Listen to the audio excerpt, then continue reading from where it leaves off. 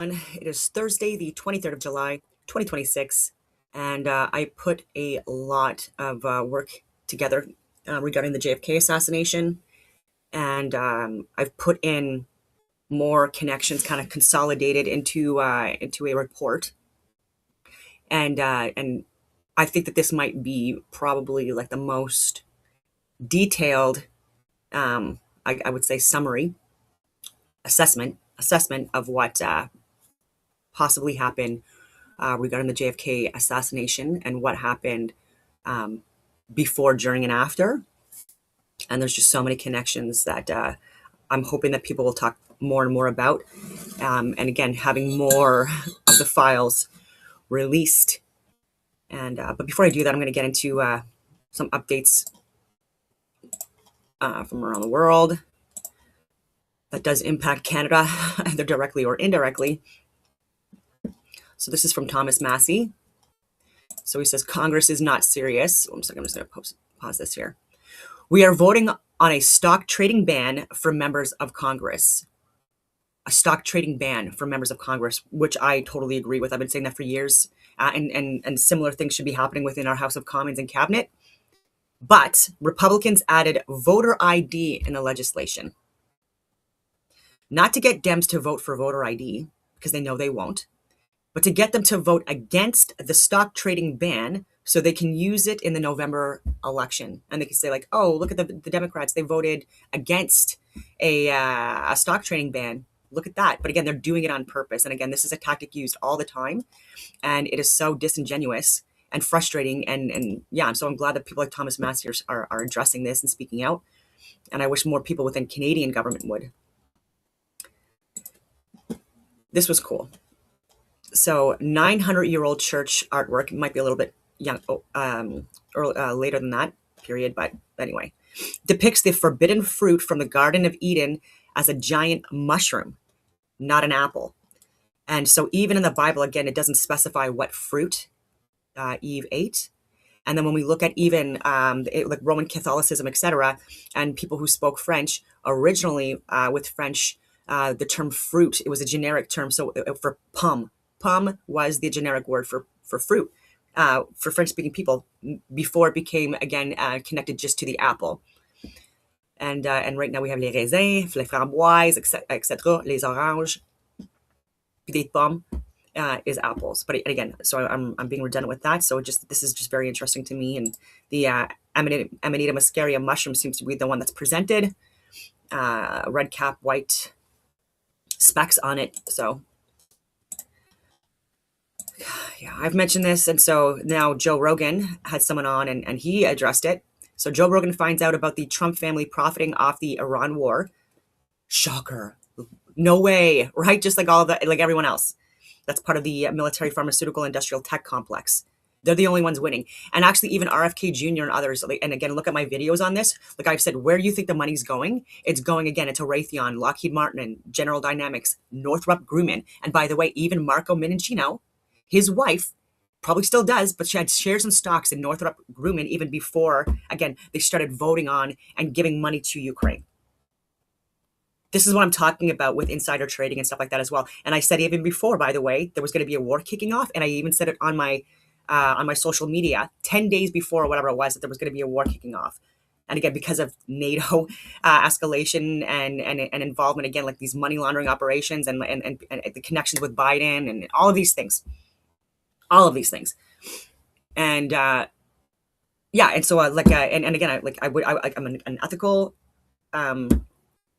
trader, whatever you want to call it, and I would never put my money in those companies. Even Palantir, I'm talking about them for years, right? And I'm like, and Anthropic, and I don't think people should be investing in these companies because the people that are running them are criminals, and they're actually exploiting us. Peter Thiel, it's going to be massive data surveillance overreach. Already is, spoiler alert. But again, even at the expense of our resources and things like that, with these data centers that are going to be assisting again with that, right? We need these data centers for our massive surveillance. Anyways, and this is where with Danielle Smith, like again, a complete disappointment that she would get mega data centers and these power generating plants and stuff like that in Alberta of all places when you should be focused on energy. Okay. not on CBDCs and massive surveillance over reach and depleting your resources, because that will happen within the next 5 years. And Aaron Brockovich does talk about these systems and the closed loop ones, which they're saying are more efficient, which is a lie, especially when you factor in the plants that are used to generate the electricity and the power for them, which is oftentimes even more than would be generated by the other systems, the older ones. Anyway. Or what about the military drones? Those contracts, when this war started, that's, you can look into who made money on that one. Who made money on that one? Should we look it up, Jamie? Drone military contract. Let's see who made money. I don't want to say. Don Jr. What? What, Jamie? What did you find? Wait a minute. What did you? Are you? I'm just this Googling has things got to over be here. a mistake. Where did Eric and Don Jr. invest in military drone company amid Iran war? Is it, Jamie? Where'd you find this? That I didn't report it. seems like propaganda from Iran or something. Or what about the military drone? Yeah, so President Donald Trump's son, Donald Trump Jr. and Eric Trump have amassed a portfolio of defense technology startups that are benefiting from new Pentagon priorities and spending, further entangling the United States interests and the Trump family's financial fortunes in an area with immense stakes for national security. As the current administration has made modernizing the tools of warfighting a centerpiece of its national security agenda, funds linked to the Trump brothers have invested in more than a dozen defense tech companies and other firms seeking businesses from the Pentagon and federal agencies, a Washington Post analysis finds. Based on public federal contracting databases and news releases, as well as data from PitchBook, a venture capital research database. Most of the investments have taken place since Trump was elected president for a second term. The companies have collectively generated at least $3.2 billion in direct government business since the sons invested, and an additional $3.1 billion in future contract outcomes. Some have gained coveted spots on short lists of pre-approved contractors that can bid exclusively to up to nearly $200 billion in future work. Larry Fink, all these people are involved in this stuff as well. And Carney. Yeah, so investment groups. And look at this, contractors such as SpaceX and Anduril, as well as lesser-known startups aspiring to build a new generation of nimble tech-forward weaponry, from drones to humanoid robots that can either mow a lawn or use deadly force. Most of the firms are in the defense industry. And so it goes on from there. And yeah, and so and I said this in my videos from the start of the year, my prediction videos, and even afterwards, I called this, right? And again, it like lie, and then more people again are going to be their emotional response are going to be exploited, right? Because American soldiers now are fucking dying. And by the way, even other countries, etc., with these military bases in the Middle East, and this is because of what these top people in the U.S. did with Netanyahu, etc., again, to get us involved to begin with, because again, Canada is going to be involved. We're indirectly involved now, obviously, but it's going to be, anyway, if NATO, again, calls Article 6, it's going to be a declaration of war, a world war. And any NATO countries involved, again, as allies, would be committed to the cause. And that's exactly what Netanyahu wants in these guys, because they're making a lot of money off of this. Or what about the... Why did you argue that religious services... So this is because I was talking about the two-tiered justice system in Canada and two-tiered measures that were happening even during COVID. And they're going to talk about this as well. But in Canada, protests all over the place, if they were on the left or, again, on the, like, Sharia. Anyways, those people and people that wanted to pray at church. Again, there was even pastors, et cetera, getting arrested for holding sermons, et cetera, even with like the distancing and the masks and stuff like that. Absolutely disgusting. Okay, so even in that, people wonder why there was a freedom convoy and complaining about a couple of weeks downtown. But by the way, a lot of the honking was initiated also by people that were plants inside that whole movement that were doing that, again, to cause, again, people within the area to be more upset. Okay, and a lot of guys were saying that too. They're like, we're trying to like abide by these curfews and stuff like that. And anyways, and so much more to this story. Why did you argue that religious services, religious people pose a greater risk of infection than people gathered to argue for defunding the police? The policies restricted all types of activity in the district. All types of activity in the district? Yes, Senator. Did it restrict mass protests in the district? I don't believe it said anything one way or another. Of course it didn't, because it didn't accept mass protests. If you want to come and protest and defund the police, if you want to support that, that's fine. You can gather in mass, person to person, close up, thousands of people. That's okay. Yeah. You know the facts. That's why I can't understand why our law enforcement, that in itself, like I'm not recommending any civilians do this, by the way, peaceful, but I don't know why law enforcement like have not stepped up, because again, they're getting screwed over a lot, right? So even with like the increase in organized crime and all of that stuff, they're more at risk and in danger doing their jobs now than ever before in Canada, which is so horrific. And so like, why are they allowing they're just allowing this all to happen, and they're just supporting it. They're the ones that are arresting these people, going to people's homes because of hate speech. But if someone like myself calls because people on the left have actually doxed my home and tried to break in, and who knows what they wanted to do, and they were circling my block and stuff like that, cops won't even show up to your fucking door, even if you have video proof, which I did and I shared.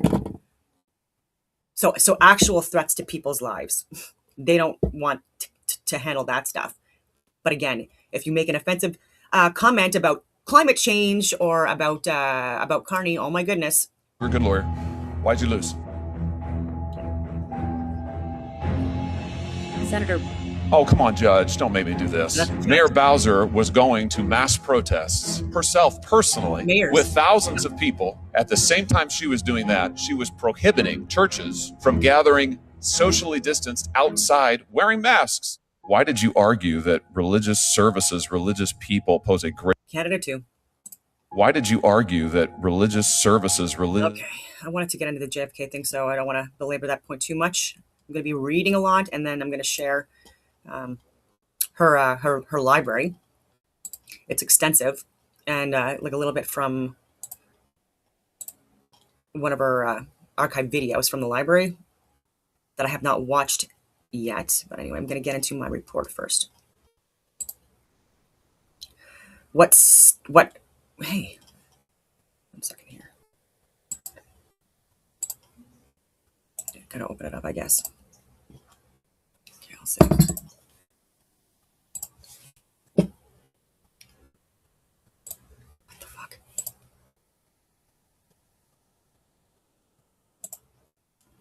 What the fuck just happened? Huh.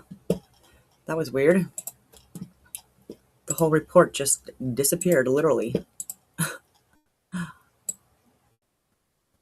Anyway, I've got another one, so that's fine. Okay. Just gonna save it.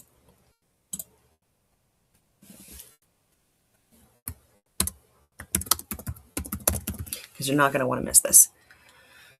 I should have saved it before, but again, I've literally been working at this for a while, and including through the night, and got up early this morning just to finish things up. And I just want to make sure I show the right one because I have multiple different versions up. Okay, found it. And take that out because there's no classification here because I did it myself and I'm not classifying it. Yep. Yep. I do agree with that.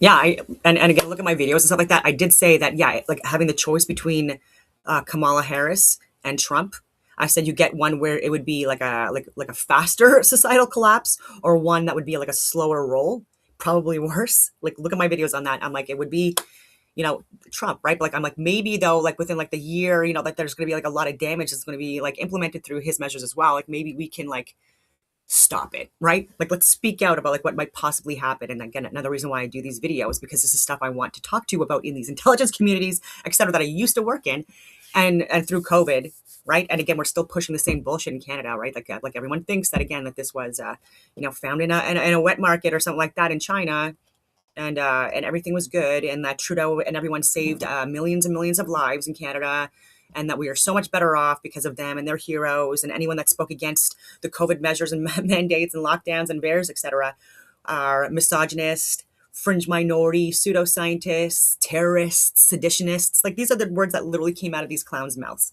Like Chrystia Freeland, a mouth breather, a moron. Anyways, but really good with the blackmail like and the money laundering and things like that. Yeah, she should probably repent. Going to hell, anyways. So the title, it's not going to the president because, yeah, that would just get me on more lists. Okay, so subject, comprehensive strategic intelligence assessment, the assassination of President John F. Kennedy, operational execution, strategic motives, and cover-up network. So prepared by me. So I say strategic analysis division.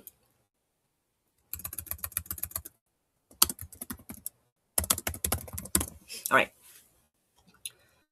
So this document provides an exhaustive, fully integrated intelligence dossier on the November 22nd, 1963 assassination of President John F. Kennedy, synthesizing declassified government holdings, forensic ballistic data, medical testimony, and alternative intelligence frameworks, including the research of Mae Brussel, and I look at her work, Mark Lane, Judith Very Baker. I don't think that's her middle name. Judith Baker. Might be very, I don't recall that being, I thought it was something. Anyway, Jim Garrison and the Torbett document. This assessment concludes that the official lone gunman narrative of the Warren Commission was a state-manufactured cover story. The assassination was a highly coordinated domestic coup d'etat executed by a coalition of rogue elements within the U.S. intelligence community, specifically the CIA, the military-industrial complex, and they're still at this stuff, by the way, organized crime, Texas petroleum magnates, and imported post-World War II fascist intelligence networks. When I talk about Project Paperclip, it is absolutely connected to Camp X, to Permindex, all of these things. And again, the assassination of JFK, it is absolutely connected. And all this propaganda with like SpaceX and the moon landings and stuff like that. That's why I say like look into that stuff more, because look who gave us that information. Nazis. Anyways, and people working with them. You could be anti-communist, by the way, but you should also be anti-Nazi, to be clear. And I've said this in all my friggin' videos. So anyone that wants to talk about supporting like the cause and stuff like that, oh, they were right because like they were anti-communist. A lot of people are anti-communist that are also not radical extremists on the other side. So just to be clear with that. And by the way, JFK was also, again, against the Nazis and the communists as well, just to be clear. Anyway, I'm already on a tangent. And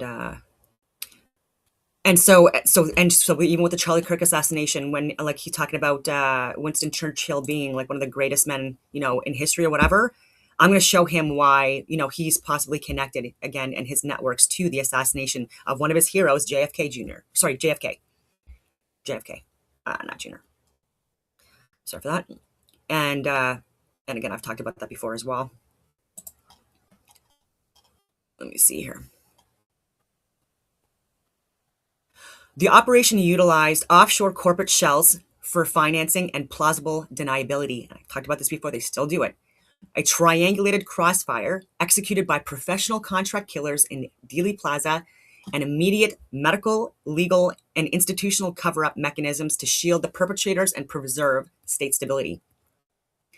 Genesis of the covert apparatus and pre-World War II origins. And the reason why I'm talking about this is because I watched a video from Jeremiah Skiba, who's the son of Rob Skiba, by the way. And I just felt like I didn't even know like he had a son that was doing this stuff. Because after his wife died, like she was sharing his work for a while, but she passed away in 2024. It's such an unfortunate thing. Oh my God. So anyways, but I was looking at his stuff and he had someone on and they talked really briefly about Camp X. And I'm Canadian and I'm French Canadian or Quebec Canadian. So again, I probably know more about that than, plus I was in the special forces. But that's not something we even mentioned when I was there. Just to be clear, we didn't, like, no one that I knew talked about Camp X. Anyway. Okay, so to understand the institutional capability required to execute a presidential assassination and maintain a multi-decade cover-up, the evolution of the Western covert action apparatus must be traced from its pre-World War II origins. So you've got pre-World War II intelligence gaps, and then you have World War II Camp X, and the BSC tradecraft, followed by post-war Paperclip and Gehlen org, and then followed by privatized civilian shell companies like Permindex. I'm going to get more into that, right? So it's just giving you like the steps that it went through. Pre-1941 tradecraft. Prior to World War II, U.S. intelligence, was fragmented across military attachés in the FBI. The creation of the Office of Strategic Services, OSS, under William Wild Bill Donovan, institutionalized sabotage, psychological warfare, and targeted elimination. And again, I've talked about him before, so I'm sorry if this part here is redundant. So the Camp X precedent, however. Facilities like Camp X, which was Special Training School number 103 in Ontario, where I currently live, a few hours away. So anyways, Ontario, Canada, established in December 1941 by Sir William Stevenson's British Security Coordination, BSC, with US and Canadian support. And so Sir William Stevenson was Canadian. He was born in Winnipeg, and I believe it was January 23rd, 1890 something. And so born in Canada, born in Manitoba, and then hired again to be the British Security Coordinator. I just want to verify that because again, there's a lot of names here. There's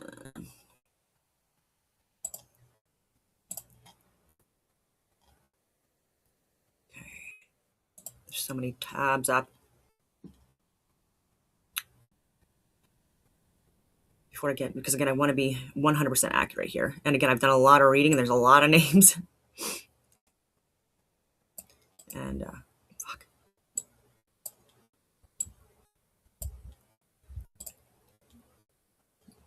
Bear with me here.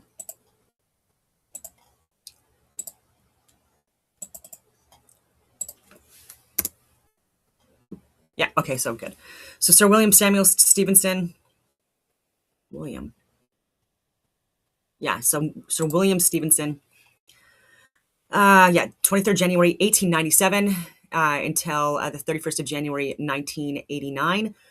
Was a Canadian soldier, fighter pilot, businessman, and spy master who served as the senior representative of British Security Coordination, BSC, for the Western Allies during World War II. He's best known by his wartime intelligence code name Intrepid. And by the way, that site at Camp X as well, torn down, but like they have again a memorialized Stevenson, and again even with a plaque again with Intrepid on it. Many people consider him to be one of the real life inspirations for James Bond, Canadian by the way. So Ian Fleming himself once wrote, "James Bond is a highly romanticized version of a true spy. The real thing is William Stevenson." And it goes on from there. So if you don't know him, look more into him. And yeah, and then the rabbit hole will continue. Okay, so British Security Coordination, BSC, with US and Canadian support. He served as the primary training, it served as the primary training ground for OSS and FBI operatives in the Black Arts tradecraft. While the Canadian location was a historical backdrop, Camp X created an extra-legal old boys network linking figures like future CIA directors with corporate lawyers such as Major Louis Mortimer Bloomfield. This network learned to conduct covert operations outside civilian democratic oversight. And I could get more into Camp X, and I might, because again, this is just, I'm trying to do brief here because there's so much. But even with that, like the people that were trained there too, and their connections to presidents, VPs, oil tycoons, et cetera, int communities, FBI and CIA, et cetera, other spy networks, other special forces, the mafia, like criminal gang networks. Anyway, Operation Paperclip and the Gehlen Organization. Following World War II, Allen Dulles and U.S. intelligence absorbed the Third Reich's Eastern Front intelligence network, led by Nazi General Reinhard Gehlen, Fremd Heer Ost, to form the nucleus of West German intelligence and CIA.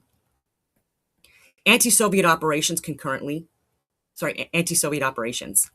And they were doing that again, like all over South America, Latin America, whatever you want to call it, America, U.S. propaganda, Canadian. So concurrently, Operation Paperclip And again, look at Annie Jacobson's work on Operation Paperclip, and she names so many people. It's very thorough. Imported Nazi scientists, including Werner von Braun, NASA, and Major General Walter Dornberger, the V-2 commander, later senior executive at Bell Aerosystems. Bell. This merge imported fascist personnel and anti-communist exile networks, such as the Russian Solidarians, NTS, directly into the U.S. aerospace, defense, and intelligence sectors. And MK Ultra stuff is well involved. Strategic motives why JFK was eliminated. By late 1963, President Kennedy's foreign and domestic policy initiatives directly threatened the financial interests, operational autonomy, and ideological objectives of key power structures. Détente and Vietnam, NSAM 263. Following the Cuban Missile Crisis, JFK initiated back-channel peace talks with Fidel Castro and signed National Security Action Memorandum 263 in October 1963, ordering the withdrawal of 1,000 U.S. military personnel from Vietnam by the end of the war. And by the way, CIA involvement with like drug trafficking and arms trafficking and all the trafficking as well during that period as well. And China and Afghanistan and Iraq. So this threatened to terminate what would become a multi-billion-dollar war effort for defense contractors, example, Bell Aerosystems, General Dynamics, etc. And the companies needed to operate and make these function, like the oil industry, the energy sectors. Yeah. So threatened to terminate what would become a multi-billion-dollar war effort for defense contractors. So now we're looking at over $1 trillion for defense contractors, etc. And that's why Trump, again, unless he actually grows a pair, like again, he would stop what he's doing because it's not helping the world. And again, it's just like repeating the same stuff over and over again and censoring this data so that we don't find out about it. Restructuring the intelligence community. After the 1961 Bay of Pigs disaster, JFK fired CIA Director Allen Dulles, Deputy Director Charles Cabell, and Deputy Director Richard Bissell, famously declaring his intention to splinter the CIA into 1,000 pieces and scatter it into the winds. The campaign against organized crime. Attorney General Robert F. Kennedy launched an unprecedented federal war on organized crime, targeting mafia bosses such as Carlos Marcello, New Orleans, and Sam Giancana, Chicago, both of whom had been actively recruited by the CIA for joint covert operations against Cuba. Economic and resource policies. JFK proposed eliminating the oil depletion allowance, threatening the fortunes of Texas petroleum elites, Bush, anyway, example H.L. Hunt as well, Clint Murchison, and proposed joint U.S.-Soviet space exploration, threatening the aerospace budgets overseen by von Braun and Dornberger. U.S.-Soviet space exploration, that again was going to take away money out of these clowns' pockets. And rightfully so. And they oh man, anyway. His assassination really ruined the lives of the world. To insulate the CIA and executive branches from direct culpability, the logistics and funding of the assassinations were routed through a network of international private corporations and Swiss banking channels. The entity or individual, you've got Permindex, Basel, Switzerland. Official role, International Trade Exhibition Shell Company. Function as an international black ops, slush fund, and assassination bureau. Laundered capital from Texas oil magnates and defense contractors to finance political hits, including attempts on French President Charles de Gaulle. So laundered capital from Texas oil magnates and defense contractors to finance political hits and stuff like that, and protests, and all these other bullshit ideologies that they're pushing on us to keep us distracted as they're doing this, right? And they think we're so fucking dumb still, and it's really annoying. But anyways, and I don't know why they think we're dumb when they're like intentionally like sabotaging people that are actually sharing the proof, like to these people directly and gaslighting them, all of these things. And so like, anyway, why don't you just read it? Entity, individual, Centro Mondiale Commerciale, the CMC, Rome, Italy. Official role, Italian subsidiary of Permindex. acted as the European operational node connecting international funding to U.S. ground facilitators. It was closed by Italian authorities in 1962 over opaque funding. It didn't close, they moved. And it's called something else now, or called other things now. I've mentioned so many of them, like even with like the foundations and NGOs and. Okay, so Major Louis Mortimer Bloomfield, Montreal corporate lawyer and ex-OSS. Montreal, again, even with the MK Ultra, with Cameron, right? And then you've got the Gottlieb in the US. It's all connected. So primary shareholder and operational controller of Permindex. Managed international banking channels and coordinated assassination contracts alongside intelligence leaders. Bankers. Interesting. Managing international banking channels, not necessarily maybe a banker, but managing those channels.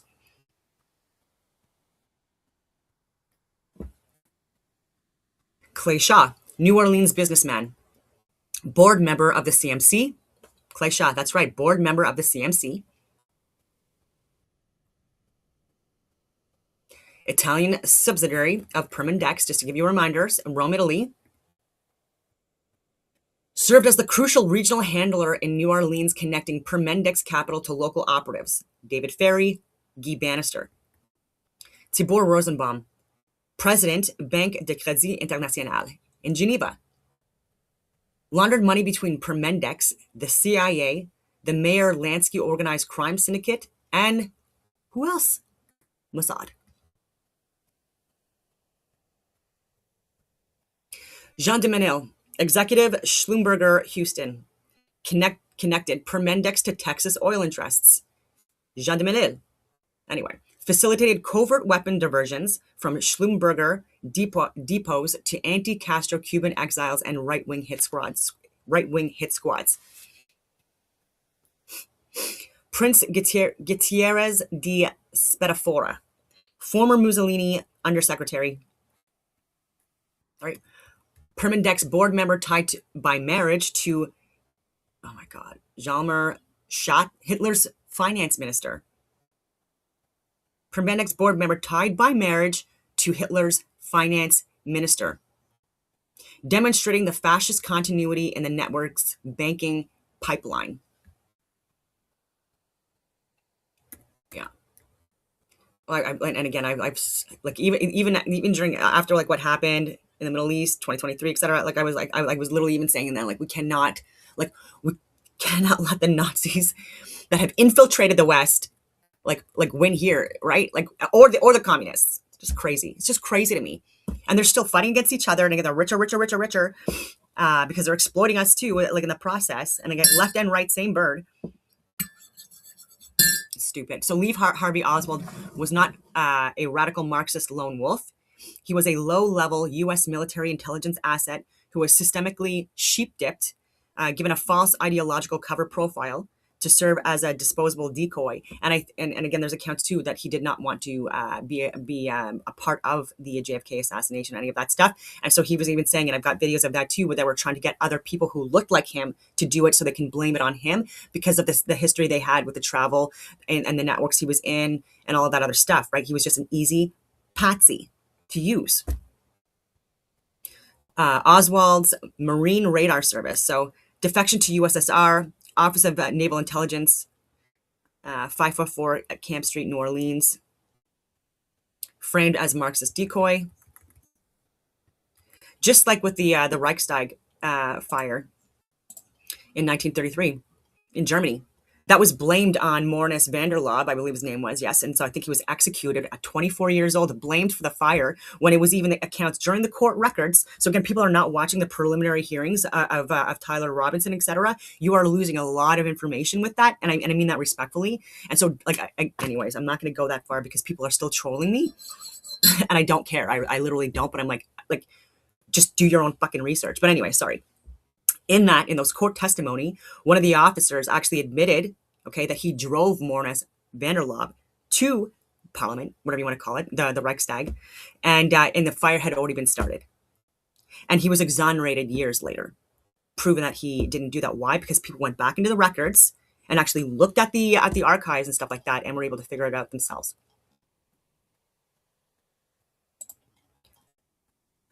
Anyway, okay, so the handlers in New Orleans during the summer of 1963, Oswald operated out of 544 Camp Street, the same building housing Guy Bannister, former FBI agent and CIA asset, and anti-Castro exile groups.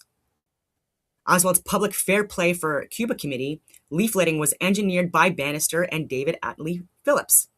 All right, so I talked about fair play, and I'm like, take a look at this stuff because it connects you again to this stuff, right? So CIA psychological warfare chief, alias was Maurice Bishop, to establish a public communist profile. Patsies. And these guys are fucking assholes too, like again, ruining people's lives, destroying the world, right? Because your bosses want more money. Yeah, and they also eat babies, all right? So fuck off with that. And it was a clandestine biolab. According to researchers Judith Very Baker, I don't know if it's Very, but anyways, Judith Baker, I can look that up at any time, but I want to just focus here. So Oswald was assigned to monitor and assist a covert CIA mafia laboratory in New Orleans headed by renowned cancer researcher Dr. Mary Sherman and managed by CIA-linked pilot David Ferry. The lab sought to develop a fast-acting biological weapon, weaponized cancer, to assassinate Fidel Castro. When Oswald realized the network around Bannister and Ferry was pivoting to assassinate President Kennedy, and again, these are her accounts, and again, she was dating him. Anyways, when he realized the network was pivoting to assassinate President Kennedy, he attempted to report the plot, leading his handlers to hijack his identity and position him at the Texas School Book Depository as the designated patsy. Execution, November 22nd, 1963. So this is just a what, who, when, where, how, in the wrong order, but security stripping and motorcade alterations. Upon Air Force One's arrival at Love Field in Dallas, 11:37 a.m., standard protective protocols were systemically dismantled. Sound familiar? The motorcade route was published in advance and modified to include a sharp 120-degree turn onto Elm Street. Talk about Nightmare on Elm Street, the movie and stuff like that, the 102, 201. Again, some people just throw that stuff in there. Forcing the presidential limousine, the SS-100X, to slow to under 10 miles per hour directly in front of the elevated sniper positions. Secret Service agents were ordered off the rear running boards of the presidential limousine by Supervisor Emery Roberts before entering Dealey Plaza. They're usually in front. The press, okay, this is what I mean. The press flatbed truck, normally positioned directly in front of the president to record events, was moved to the very rear of the motorcade. Why? Why did they move the press flatbed truck? And again, which could have been, and again, not to say that like I would want this to happen, but could have again maybe got the shot. Like again, it would have been like maybe like not line of sight, needed them out of the way, all right, so that they don't get shot in the process or whatever. Interesting. The triangulated crossfire, 12:30 p.m.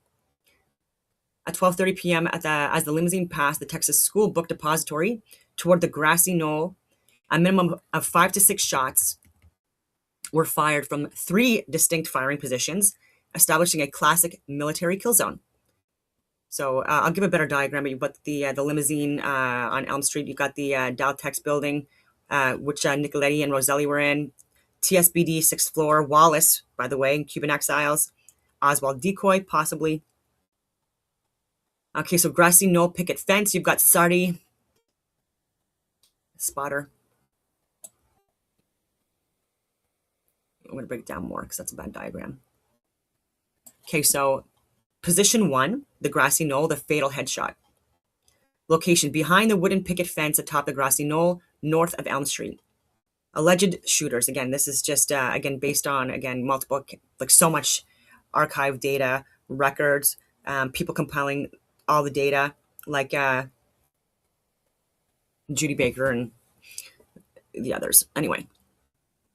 So alleged shooters, Lucien Sarti, elite Corsican mafia hitman and drug trafficker, imported via the Permindex network, disguised in a Dallas police uniform, and or James Files, CIA mafia asset who confessed to using a Fireball XP100 bolt-action weapon firing a mercury-loaded exploding round. Firing a mercury-loaded exploding round, James Files. Tactical action, fired the definitive fatal headshot from the front right, causing President Kennedy's head to snap back into the left, captured in the Zapruder film frames 312, 313, and blowing out the right rear occipital section of his skull. So even with the Zapruder films, I'm going to actually stop that there, because there are pieces that were taken out, and I shared that so many times, but I also shared it just the other day. So I'm just going to share the video that I'm sharing of the video, because again, it takes too long to friggin' find, because again, like the stuff that I post, again, it's like years old in a lot of cases. So anyway, weeks ago on here, but it's from my channel on Tom 189 from however when that was. And again, this is just a theory, right? And I've done a lot of videos on this. I've given even more footage, more assessments, more witness accounts, all these things put together. And people that wrote books about this as well. And so this is just one. The president's car made the turn on to Houston. Government agents who had sworn an oath to uphold their country's democratic principles waited alongside mafia killers to murder their own commander-in-chief. One of the men they were working for, Sam Giancana, said this proved that in reality there was no such thing as white hats and black hats. That notion, he said, was just a sham, a sap to cling to. The one thing I recognized was there are no black hats and there are no white hats. They all conduct themselves the exact same. And very good evidence of that is that the CIA would hire two so-called mafia men, Sam Giancana and John Roselli, to assassinate Fidel Castro. If there's such a difference, you're not supposed to have anything to do with each other. But in essence, the remark is really they're all in bed together. They all do business together. It was now that Abraham Zapruder pressed the trigger on his 8mm cine camera. Ever since that moment, the world has accepted that what he recorded was the definitive account of what really happened. What people must appreciate is that what they have just seen is not at all what really happened. Had you actually been there on the day, this is what you would have seen.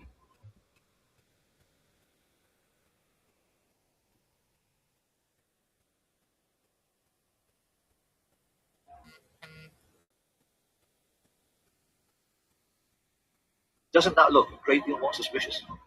So just exactly what did happen during the 10 seconds that Bruder was filmed. To begin with, Dulles, Lansdale, and Auntie Phillips had tried to get over the problem of holy fire, blowing the president's head clean off by firing in 4 stages.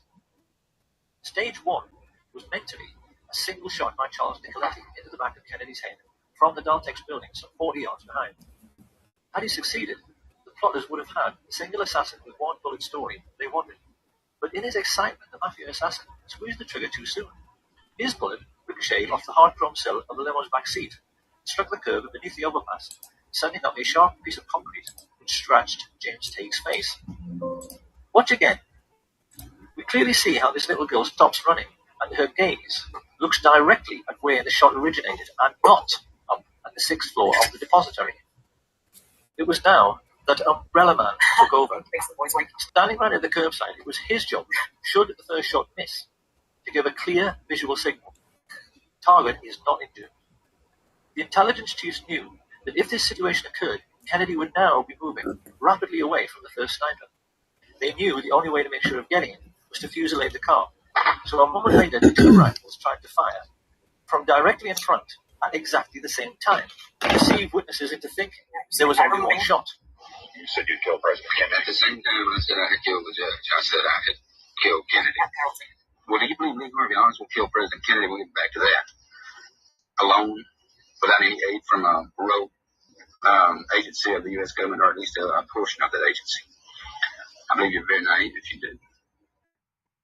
Harrelson's bullet hit JFK in the throat, and another gunman, hiding in a culvert 50 yards away, up the embankment of the overpass, made the hole in the windscreen, which was later seen by Dr. Evalier Glanges. Presidential limousine was there. Had been standing there for some time just watching. Oh, I really, from my DK fan, hi Don, I might not be here long, just wanted to say hi and I appreciate your efforts. But it was very clear. It was a through and through bullet hole through the windshield of the car from the front to the back. As Kennedy emerges from behind the road sign, his distress is clear, while Governor Connolly remains composed. This single frame of the Zapruder film makes nonsense of the single bullet theory, because it's quite clear both men have not been struck at the same time. Kennedy has now passed through 2 layers of fire and has not been hit in the head. To cover this eventuality, the assassins were given a simple instruction: fusillade the car with everything. So that in the next few moments, the 5 remaining riflemen fired, causing the Secret Service agent riding in the front passenger seat, Roy Kellerman, to report a feeling like a jet sonic boom as the hail of bullets whistled into the car. It is now more than 3 seconds after Kennedy is hit in the throat that Frank Sturgis misses his target altogether and blows out 5 inches of Governor Connolly's ribs, compressing his lungs and puffing his cheeks, with a bullet which quite clearly struck at far too steep an angle to come from the other end of the depository. In almost the same instant, Eladio Del Valle hit the governor in the wrist, Weatherford fired into his thigh, and Nicoletti's second shot hit the chrome frame of the window. A moment later, the best marksman, Malcolm Wallace, shot Kennedy in his upper back, the bullet strike witnessed and recorded by all the Secret Service men in the following car. Jackie Kennedy starts looking concerned, and yet even now there are no obvious signs that her husband held upright by his back brace. I was on mute. I've thrown out the theory as well with the driver, also possibly being the shooter because of his movement when it happens, etc. And so look at my videos on that as well. But this is very interesting. Has been shot twice. The assassins have so far failed to hit him in the head, and it is now that they play the ace up their sleeve. Here we can finally answer the riddle of where on an empty street you can hide a man with a rifle, how he can manage to shoot a man speeding past him in a limousine. The answer is that he can't. That is why the driver, William Breer, looked around twice to see whether Kennedy had been hit in the head, and when he saw he hadn't, as dozens of witnesses, including police officers, confirmed, he stopped the car completely. His orders was to slow down when the rest of the guys. This is really the driver of the presidential ministry. Yeah. It's border. Presidential slow down almost to stop. It is now that most people have been led to believe that Kennedy was shot in the head by Charles Boyd Harrelson, the sniper standing on the grassy knoll. This is not true.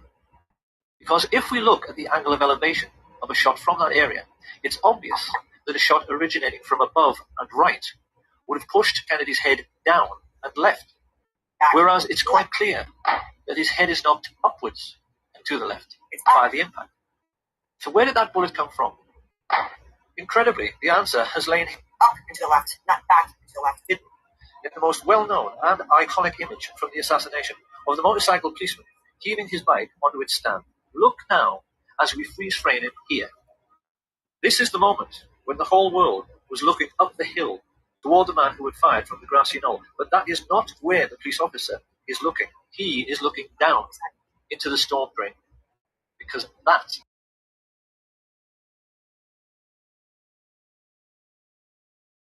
I was on mute. I had a question, and so many questions. I agree.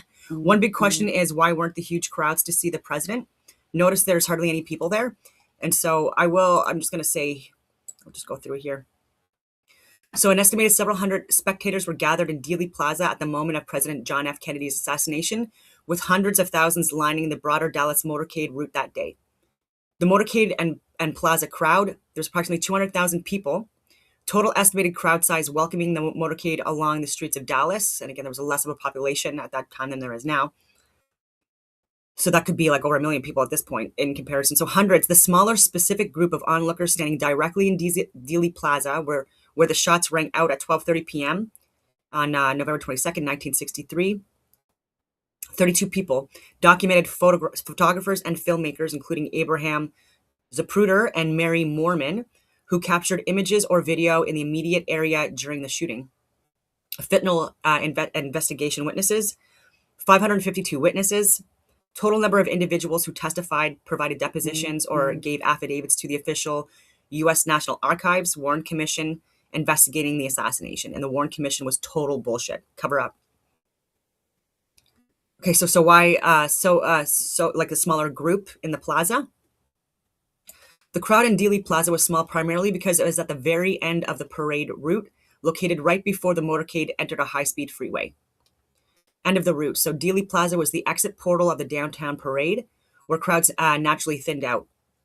Transition to freeway, the motorcade was speeding up to hit the Stemmons freeway toward the Trade Mart, where the president was scheduled to speak. No retail draw. The plaza was a park surrounded by office buildings, whereas the massive crowds packed the retail shopping core along Main Street. Geographical layout, open space. Dealey Plaza is a large open square which made a few hundred people look sparse compared to shoulder street crowds. Divided streets. The motorcade had to make a slow turn from Main Street onto Houston Street and then onto Elm Street, scattering onlookers across different lawns and sidewalks. Yeah, even that in itself, like maybe not wanting to have too many witnesses, so that they can control the narrative, right? Like just like they do with all these protests and stuff like that, like the January 6th riots, the Freedom Convoy. They don't like these to be big and effective and peaceful because that's not the plan. Is where that shot and the stationary car came from. The shot which all of the well-known assassination witnesses describe is coming from behind the picket fence, missed completely and ripped up the grass at Jean Hill's feet. She did not even notice, but we know this is true because the FBI told her so. So who were the men who fired unseen from the storm drains on Elm Street? One thing we know is that they were very young and had to be brought into the conspiracy because they had to crawl into a filthy, smelly sewer, something which the older, experienced mafia assassins would never have dreamed of. They were basically two kids. And they use young men oftentimes, again, because they're very impressionable and can create a lot more violence and aggression than like a woman can, for example. And I've given the example of the Milgram experiments, the Stanford prison experiments. Mm-hmm. Take a look at those and just see how easy it is. Kids looking for excitement. The first was Curtis Laverne Crayford, also known as Larry Crayford. Formerly CIA, he had worked for Ruby at the Carousel Club. And Ruby had told everyone his name was Lee Harvey Oswald, until Lee Harvey Oswald walked in. But while above ground, the world was taking pictures, running and screaming, trying to figure out what had happened. The other young man was stumbling along 400 yards of a reeking, fetid Dallas sewer pipe to emerge from this culvert. He was not Lee Harvey Oswald, or Roscoe White, or J.D. Tippett, nor even a Cuban or Russian communist. His name was Jack Allen Lawrence. Yeah. And we know that after stumbling up this bank, he turned up 15 minutes later at the Lincoln Mercury car showroom, where he'd obtained a job with false references. So even in that car dealership, and people are trying to dismiss that, but it's like, why dismiss this? Like dismiss this when even the weeks leading up to the assassination, Lawrence, allegedly Lawrence, had gone there pretending he was Lee Harvey Oswald, who, by the way, didn't know how to drive and didn't have a driver's license, and he was again looking at a high-speed vehicle, right? At the location, again, like very close to the to where the assassination happened. And again, was this because it was a possibility of a vehicle used to escape high speed? Pale, sweating, and on a hot, sunny day in Dallas, covered in mud, telling his co-workers Albert Bogart and Robert Tater he had been ill that morning. He stumbled into the men's room and threw up, while they, feeling his behavior was suspicious, called the police, who made a record of the entire incident. Back at the plaza, they're making a record of it, right? So like even with Tyler Robinson, that night made a record of that interaction and a partial plate analysis. The radio men coordinating the gunfire can be seen from their behavior. Doesn't mean that there wasn't other people involved at other levels, but as the shooter, I still think that he's the shooter, and I still think he should go to jail for it. Same as these guys, if they were actually the ones that were involved in the murder of JFK, straight to jail.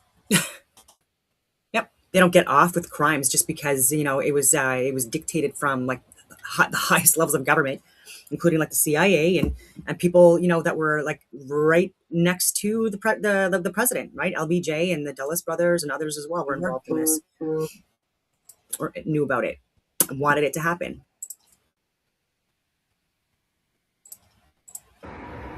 These two, Orlando Bosch and the Umbrella Man, have a seat while everyone else runs around them. Bosch makes a report that the hit was successful, then casually walks away. Just like the chief radio coordinator, Jim Hicks, with the radios clearly visible in their back pockets. A few yards away, the CIA's cleanup squad began working to remove all evidence useful to a forensic team. Deputy Sheriff Buddy Wolfers is here seen finding the bullet which struck in the grass near the manhole cover. He hands it on to one of the fake FBI men, who pockets it.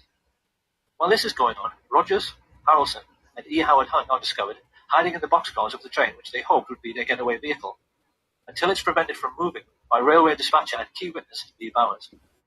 They are photographed repeatedly as they are marched to the Dallas courthouse. And we can clearly see in this picture the radio receiver Hunt is wearing in his right ear, which is identical to the receivers worn by those Dallas police officers who were part of the plot. Blue on blue. As they walk, they are overseen by Colonel Ed Lansdale, blue on blue, who secures their release and begins to give the press the cover story that this man. So yeah, so even with the security detail that I saw on the ground, these are the types of people when I talk about, even with January 6th and the Freedom Convoy, this is blue on blue. And I don't think that they had any previous involvement, at least the people that I have looked at. When you look at the people that coordinate events and stuff like that, yeah, you can look more into them, like this Tyler guy, etc. People that have involvement, again, with propaganda operations and working with criminals from, even Israel, like Netanyahu, etc., who is a criminal. And I don't know if they get into this, but even with Tippett and the possibility that JFK's body is not in Arlington Cemetery, that it's actually Tippett's. And I think it was Chicago Police Department. But again, I've done so many videos on this as well. So again, I'm not open to conspiracy theories, but I focus on facts. This major suspect. And even with this, the Zapruder films, there is missing footage from within. And then, acting alone, he shot the president from behind. The truth, as we now know, is that 8 separate snipers, firing 16 shots in 4 separate stages, they tried to make certain killing the president by hitting him in the head and had failed abysmally. The shooting on the day had been nothing to write home about. A third of all the shots had missed the car completely. Had it not been for the ruse of bribing the driver to brake at a point painted on the curbside, which is still visible, so that Jack Lawrence could shoot Kennedy in the head from just 15 feet away, the president might have survived. Yeah, and because again, no event is ever going to be the same. So people can't. And they would do it at the end, right? Because they want less witnesses.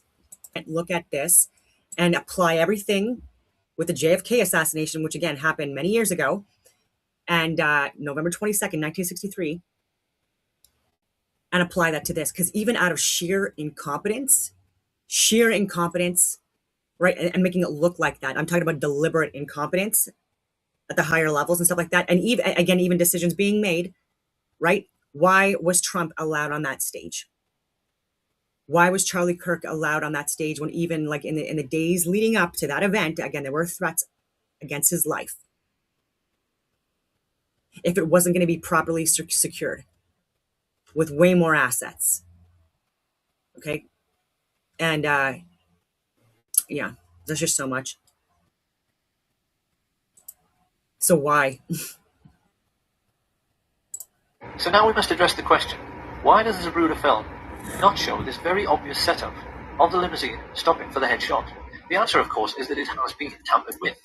Even with the Butler assassination attempt, again, even with that, like to me, it looks like sheer deliberate incompetence and a refusal to act when you're supposed to. Again, I can't even believe that like they didn't see him on the roof and all these things and the warnings that like in advance, like just so many things, like no drones, like just so much, and the fact that why did they put him on that stage? And then again, even with that cameraman that has been involved with like major photo shoots, right, of significance that involve presidents, right? So even with Clinton, when that shoe was thrown at him, like a closed meeting or whatever. Maybe not a close, but like it was a small, like a little speaking engagement, and the throne show. He was there. He was the only one that was able to get that footage. And the same, even with Bush during 9/11, same thing. So why is this guy there during significant events, right, when others are not? Right? Like, is he always just at the right place at the right time? I don't know. And up front and center and all the. So I don't know. In the 1960s, And people Hollywood died. special effects teams had developed techniques for masking off segments of film frames to disguise the true movement of figures within the picture. In the Zapruder film, frames have been removed in order to fake a continuous flow in motion, so that we don't see the very obvious setup which dozens of witnesses reported. If you look now at the top of the frame, the doctrine of the film becomes perfectly obvious in the way in which the figures are blurred and yet the shadows are sharp, which is impossible. This CIA tampering with the evidence becomes even clearer when the Zapruder film is run next to the Orville Nix film taken from the other side. It's easy to see from the way the monitor... I don't know if I had already shared that because it's a long video. Okay, so this is must watch. JFK to 9/11. Everything is a rich man's trick. And it was good. Yep, from JFK to 9/11, everything is a rich man's trick. I highly recommend. I've shared that video on Rumble. If you want to take a look at it, you can search for it yourself. And so I just wanted to share that again. I'll get into more things in that video. But I also wanted to talk a little bit more about Camp X. So I'll just share some of my notes on my more extended, on my original note page. Just where I have Camp X. I'm just going to Control F a lot here just to get through it before I carry on with the report. Okay, so military and intelligence background. During World War II, oh, God.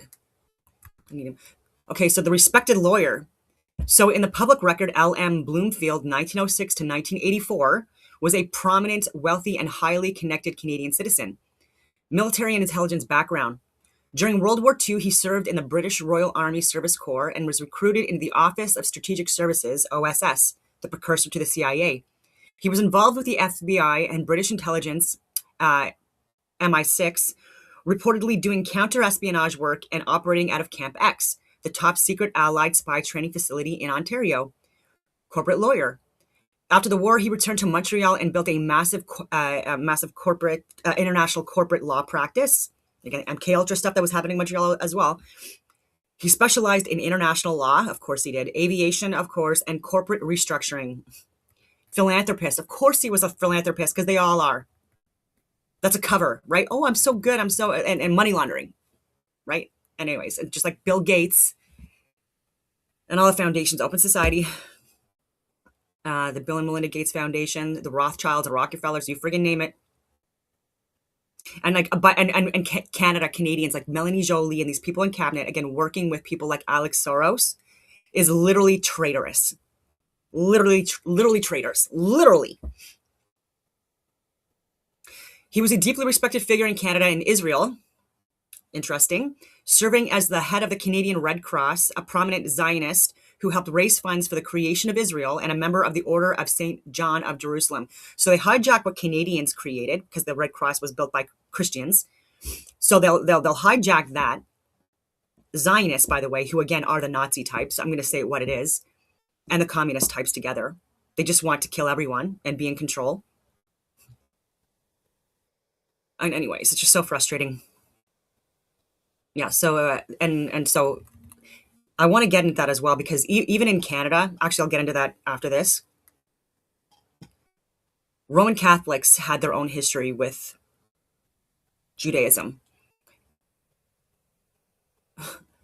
And even in Canada, and the US as well, but in Canada, like up until like the 1700s, 1800s in some cases, especially for the Roman Catholic Church, did not allow Jewish people to come to Canada. Again, that's not me saying that. I'm not saying I agree or disagree with that at all. I'm just saying that's what the facts are.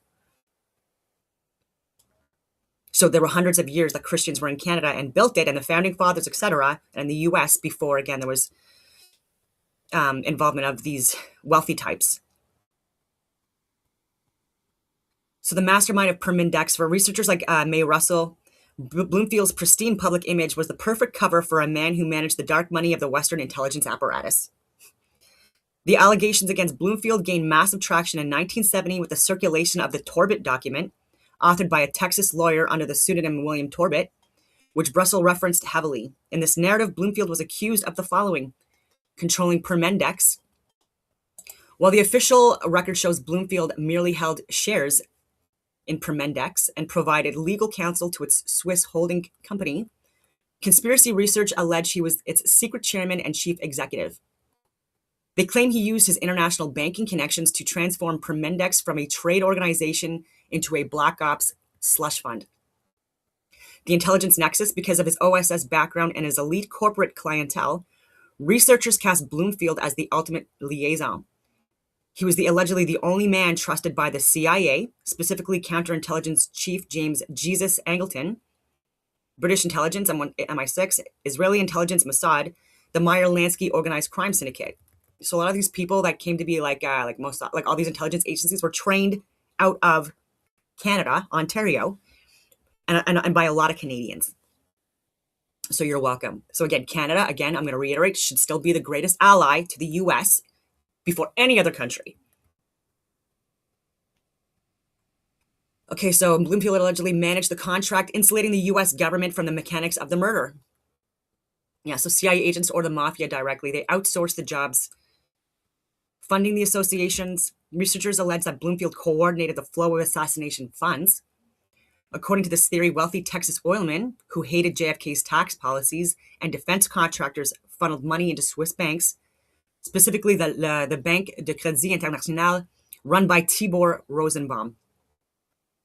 Bloomfield allegedly managed these accounts using the funds to hire professional European assassins, such as the Corsican Mafia, pay off local law enforcement in Dallas, and finance the extensive cover-up.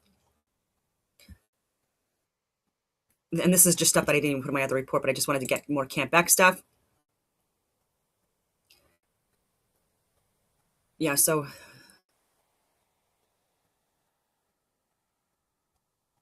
Yeah, training school number 103, highly classified paramilitary installation situated on the shores of Lake Ontario, near Whitby and Oshawa, Canada. The founders, it was established in 1941, so before America got involved in World War II, by the way, by Sir William Stevenson, codenamed Intrepid, a Canadian who ran British security coordination in New York, with the backing of Winston Churchill and Franklin D. Roosevelt. With the backing of Winston Churchill and Franklin D. Roosevelt. Yeah, I like Teddy Roosevelt. I'm not really a big fan of Franklin. The purpose, before the US officially entered World War II, Camp X was used by British intelligence, the SOE and MI6, to secretly train American operatives and Canadians for the newly formed Office of Strategic Services, OSS, because we already talked about that, the first training school in North America dedicated to the black arts of espionage, sabotage, psychological warfare, lockpicking, explosives, covert communication, and assassination. And again, from Camp X, moved to other locations since, but still, again, very much functioning as a shadow government. And, oh my God, there's just so much I want to say. But with the training I did, the people I talked to, the networks and the connections, and even when I was in, and again, I have a lot of this training as well, by the way, were these meetings that I had, these backdoor meetings, and even, again, this was for training. This was training purposes only, and again, but the people that were in that room, and I resisted. And again, I was being assessed too, right? Because these are practical assessments as well, et cetera. You have to do these roles, and anyway, and yeah, and I was even someone from even back in Canada, that was the overall organizer of this course and stuff like that. It was it was we need to provide this information, and I'm well, we don't owe these people this information. They're not involved in what we're doing, right? And nor they should they be, right? And so for me, it was a security breach, and I don't want to say too much about it, but again, because it was only training. But even then, and I've said this since, right? There are people within our own networks and people that we train and operate with. Okay, even in the Five Eyes community, and the companies connected to them, and the networks connected to them, that are rogue actors, and they're part of this shit, right? The people that killed JFK, the people that planned 9/11. So we gotta wake the frig up, right? Plan COVID, right? And so that's why I share this as someone that was on the inside, that has a lot more, again, experience, I would say, and exposure to this type of stuff than I would say most people. And this is the type of stuff that, again, I've repeatedly tried to share within these networks, and they don't want to hear it. And I'm well, you're also going to be a fall guy, right? Or anyways. Exhausting.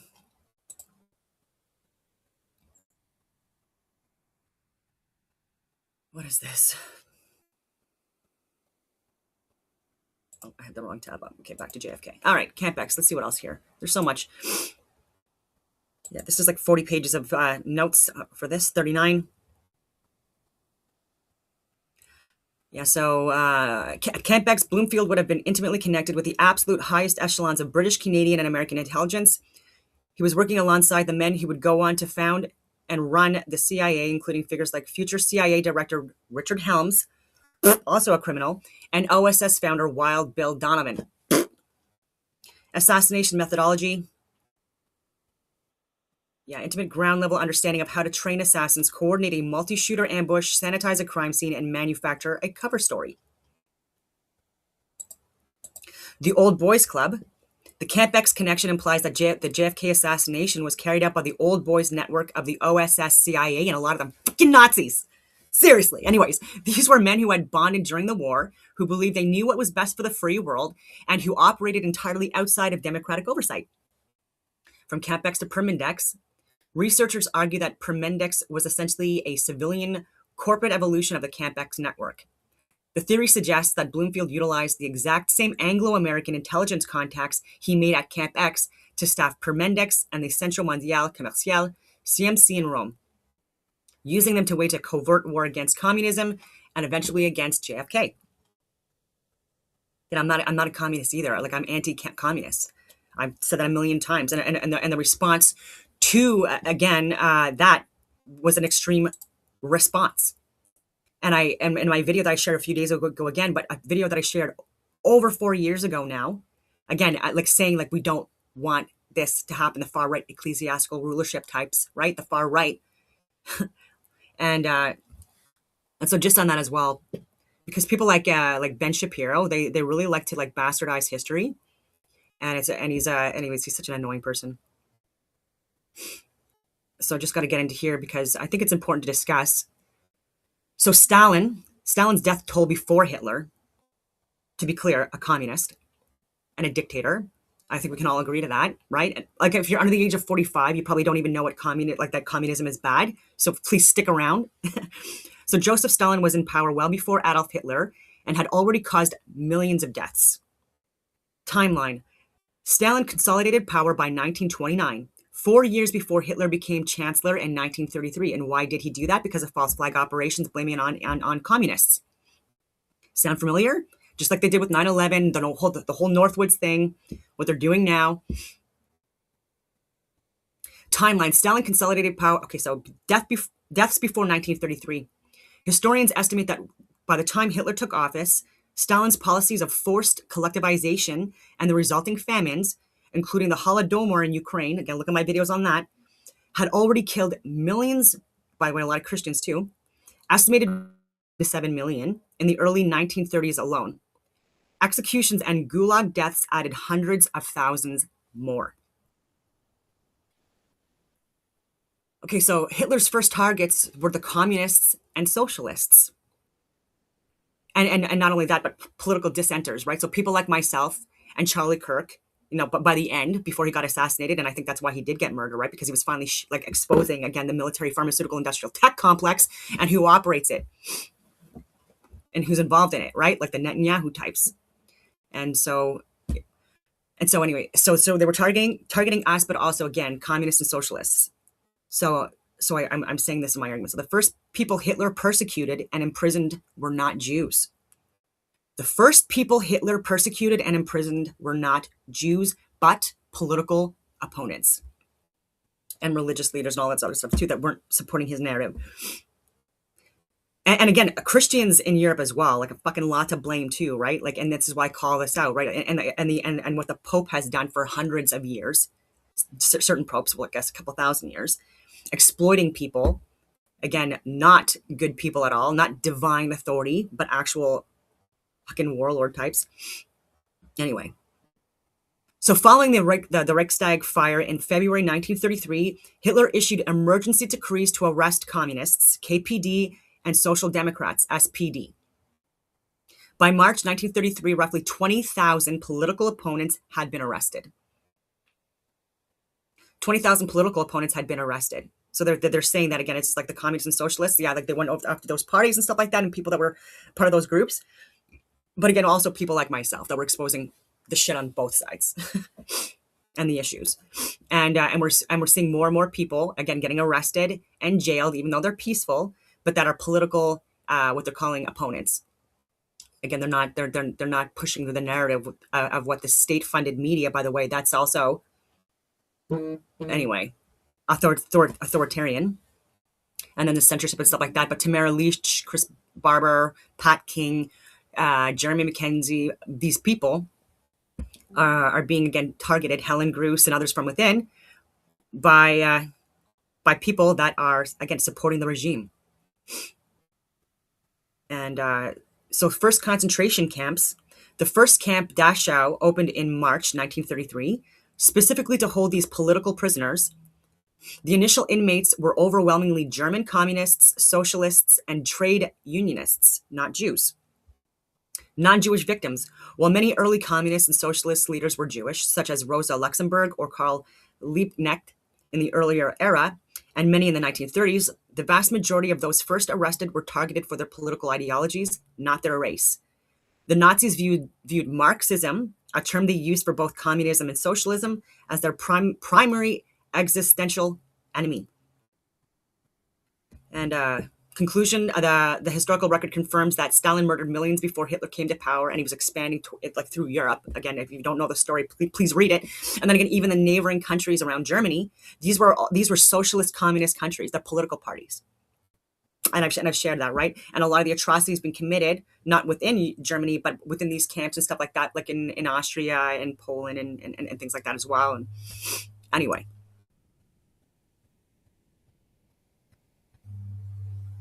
Yeah, so for over 10 years before, there was the persecution of Jewish people, again, awful. And again, what they called the undesirables, and again, including Christians in that as well, and people of color, etc., were also, again, profoundly impacted during these periods.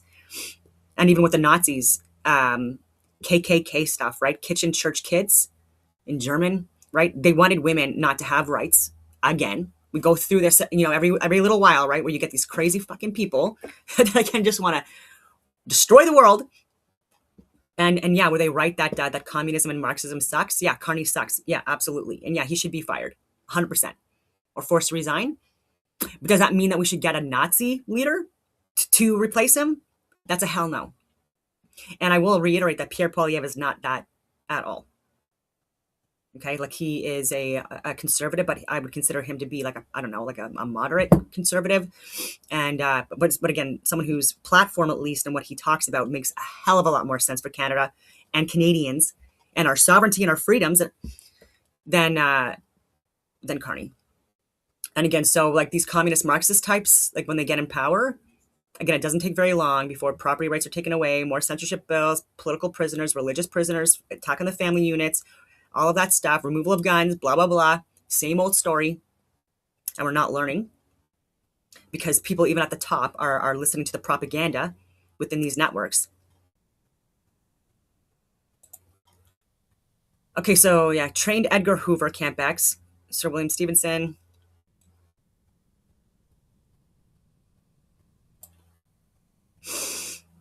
Yeah. Okay.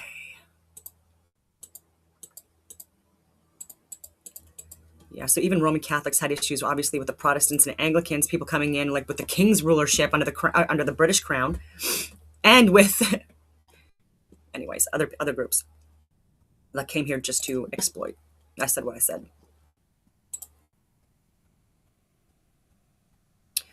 Okay, back onto the original report.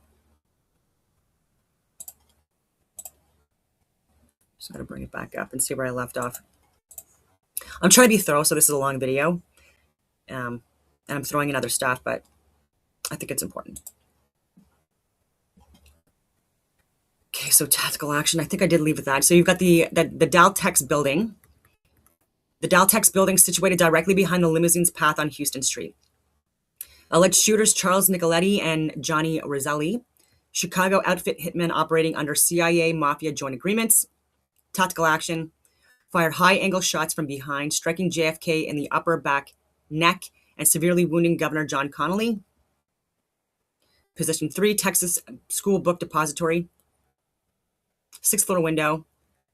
Alleged shooter Malcolm Mac Wallace, convicted killer and personal operative for Lyndon B. Johnson, by his hitman, by the way, whose latent fingerprint was recovered from Box A in the sniper's nest, alongside hardline anti-Castro Cuban exiles Herminio Diaz-Garcia and Orlando Bosch. Fired initial tracking shots to create noise cover and establish the illusion that all fire originated from a single window behind the motorcade where Oswald worked. Fired initial tracking shots to create a noise cover. Right? There was only one round for the assassination of Charlie Kirk. But again, you have to treat every single event as differently, and they get more, they get better at it. Anyway, spotters, signalers, and ground facilitators, the three tramps, CIA covert operatives E. Howard Hunt, Frank Sturgis, and professional hitman Charles Harrelson, father of actor Woody Harrelson, were photographed and arrested in a boxcar behind the grassy knoll immediately after the shooting. They functioned as radio coordinators and spotters. And apparently Lee Harvey Oswald was good with like radio communication, satellite, and all that stuff. So anyway, could have trained them at one point or facilitated. The Umbrella Man and Dark Complected Man. Positioned on the Elm Street sidewalk, Louis Stephen Witt, using a modified umbrella and an unidentified associate, functioned as visual signalers to coordinate the firing sequence across the three sniper positions. Jack Allen Lawrence, and that's why I think that Tyler Robinson should get on that stand. Get him on the stand. Ask him all these questions. Who do we talk to? All of these things.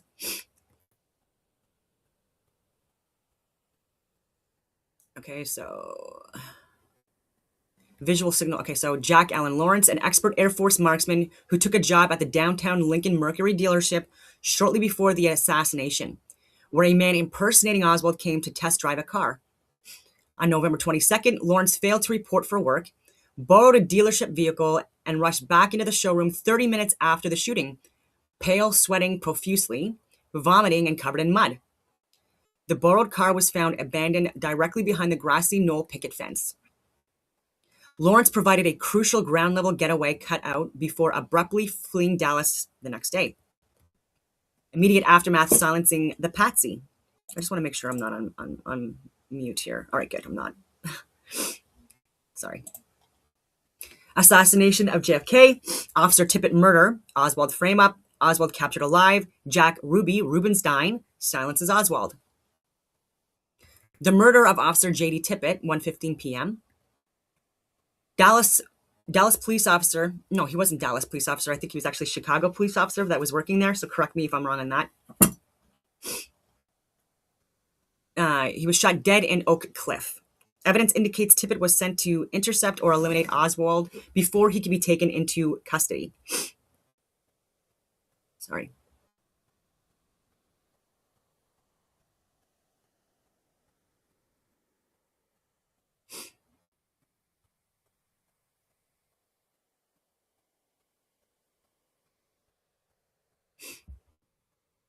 Okay, let me just see.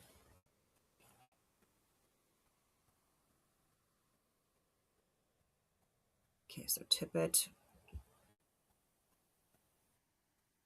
Oh, Dallas Police Department. Okay, so he was killed in Dallas, Texas. Okay, so yeah.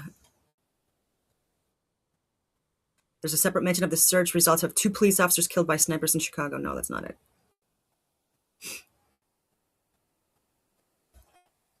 Okay, so just want to make sure that I'm correct as I'm reading this, so it's a little long. Okay, so Dallas police officer J.D. Tippit was shot dead in Oak Cliff. Evidence indicates Tippit was sent to intercept or eliminate Oswald before he could be taken into custody. When Oswald survived the encounter, Tippit's murder was instantly used to trigger a citywide manhunt, leading to Oswald's arrest at the Texas Theater, 1:15 p.m. Tippit also looked very similar to JFK, apparently. I can see the resemblance as well. And so he could have been used, again, as a decoy for the body switch. Oswald's public statements during his 24 hours of unrecorded interrogation by Dallas Captain Will Fritz, Oswald realized he had been betrayed, famously stating to reporters in the hallway, "I'm just a patsy."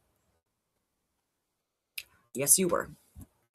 The execution by, and that's why I try to warn fucking guys again, like even like barnyard meetings and stuff like that, respectfully speaking, that was happening during like even before the freedom convoys. Like, you guys have no idea what the fuck you guys are doing. Look at the history of this. It's never worked out for us in the end. And I give the examples of, and it's like, oh my God, it's like talking to a fucking wall. I'm telling you, the left and the right can be exhausting. Like the extremes can be exhausting.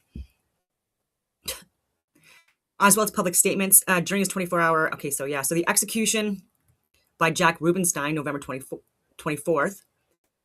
To prevent Oswald from speaking in open court, Jacob Rubenstein, a Dallas nightclub owner deeply embedded with Chicago mob boss Sam Giancana, Dallas police brass, and regional news networks, international news networks, by the way, was granted unauthorized access to the Dallas police basement. Rudy shot Oswald dead on live national television. It's all a game. Medical and forensic cover-up. Autopsy irregularities. The medical evidence was systemically altered and suppressed by military authority to convert a multi-directional crossfire into a single shooter from behind narrative. Parkland Hospital, entry at throat, exit at rear head, body seized at gunpoint. Bethesda Naval Hospital, military brass orders pathologist to suppress frontal wounds. Destroyed notes, missing brain, fabrication of magic bullet, CE-399. Parkland Memorial Hospital in Dallas. Attending trauma physicians, Dr. Malcolm Perry, Robert McClellan, and Charles Carrico, treated JFK immediately post-shooting. And I've given, by the way, witness accounts of them on the record, literally talking about this stuff. I shared that on my video, so look at those. They recorded 2 clear observations. A small, clean 5mm entrance wound in the front of the throat, later cut through by Dr. Perry to perform an emergency tracheotomy. A massive cratered exit wound in the right rear occipital region of the skull, proving a bullet had struck from the front grassy knoll and blown out the back of the head. Illegal seizure of the body. Texas law required an immediate autopsy by Dallas County Chief Medical Examiner, Dr. Earl Rose. Secret Service agents, led by Roy Kellerman, drew weapons against local authorities and forcibly removed the president's casket to Air Force One. So Roy Kellerman, wrong side of history, bro. Bethesda Naval Hospital autopsy, Washington, D.C. The autopsy was conducted under strict military control led by Commander James Humes, J. Thornton Boswell, and Army pathologist Pierre Fink, none of whom had forensic pathology training in gunshot wounds. Military flag officers explicitly commanded the doctors not to dissect or track the throat wound trajectory. Dr. Humes admitted under oath to burning his original autopsy notes and preliminary draft. Straight to jail. Why the fuck do we cover for these people? President Kennedy's brain, which contained the definitive path of the fatal bullets, was removed and subsequently went missing from the National Archives alongside key x-rays and photographs. The magic bully theory, Commission Exhibit 399. To account for 7 total wounds inflicted on JFK and Governor Connolly using only 3 shots, with 1 missing entirely, the Warren Commission staffer, Arlen Specter, fabricated the single bullet theory. So Arlen Specter, jail. Probably dead now, but jail. Yeah, and your family should be deported for what you did. This theory required bullet CE-399 to pass through JFK's neck, enter Connolly's back, shatter his 5th rib, break his right wrist, and lodge in his thigh, before falling out onto a stretcher at Parkland in virtually pristine condition, losing less than 1.5% of its weight and showing no muzzle rifle distortion. Come on. Ridiculous.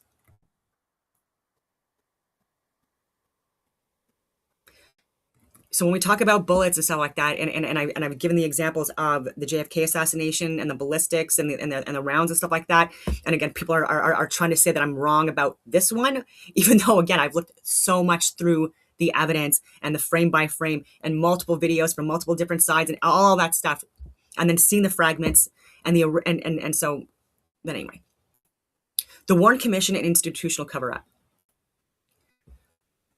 Established by President Lyndon B. Johnson under Executive Order 11130, the Warren Commission was designed to manage public perception and prevent a national security collapse. Yeah. The fox guarding the hen house. Yep. It's not even the fox guarding the hen house. It's the wolf pretending to be a fox guarding the hen house. Alan Dulles, the former CIA director fired by JFK, and you notice how these people that get fired, like, before things happen, right? Like they're so salty and they have nothing good to say. But anyways, was appointed as a lead commissioner. Dulles actively suppressed CIA operational records, concealed anti-Castro plots, and directed investigators away from Permindex, Clay Shaw, and David Atlee Phillips. And they did the same thing with the 9/11 report. Same thing with COVID. Same thing with fucking everything. Suppression of witness testimony. Over 50 witnesses who testified to hearing shots, smelling gunpowder, or seeing smoke behind the grassy knoll fence, including railway survivor Lee Bowers and witness Jean Hill, had their statements distorted, ignored, or omitted from the 26 published volumes. People have been talking about this since the beginning. And even, again, how many years later? The 75-year sealing of records, just like they wanted to do with COVID. The commission ordered its underlying investigative files sealed for 75 years until 2039, demonstrating an intent to hide the evidentiary records from public review. Like, why do we have to wait till 2039? Do we have to have more events that are created by these clowns and these networks? Right? I'd like to know this before, 2030. Before the possible Project Bluebeam or another pandemic or like climate lockdowns and all that other bullshit. All right. Strategic analytical conclusion. The assassination of John F. Kennedy on November 22nd, 1963 was an execution carried out by an extra-legal coalition operating within the national security state. Financial backbone, Permindex, CMC, Swiss banks, Texas Oil, to name a few, the most. Strategic command, rogue CIA, military brass, who were also rogue, Gehlen Org, and paperclip executives. So bringing in the Nazis into it. What could go wrong? Tactical ground ops, Corsican Mafia, Sardi, mob hitman, Nicoletti, Wallace, Cuban exiles. Execution site, Dealey Plaza, Triangulated Crossfire, Grassy Knoll, Daltex, TSBD. Cover-up machinery, seized body, Bethesda autopsy manipulation, Warren Commission under Dulles. The operation successfully transferred control of U.S. foreign policy back to the military-industrial complex, ensuring the rapid escalation of the Vietnam War, the protection of the defense budgets, and the preservation of covert intelligence autonomy. The failure of the official government record to account for the physical, medical, and financial realities of Dallas remains a primary source of public distrust in federal institutions. I can fucking say so much, but I will share May Brussels.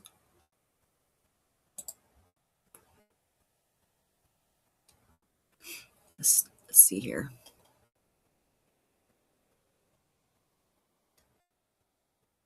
Because there's articles I wanted to share as well, but it's not. Yeah, it's this. Okay, because this, okay,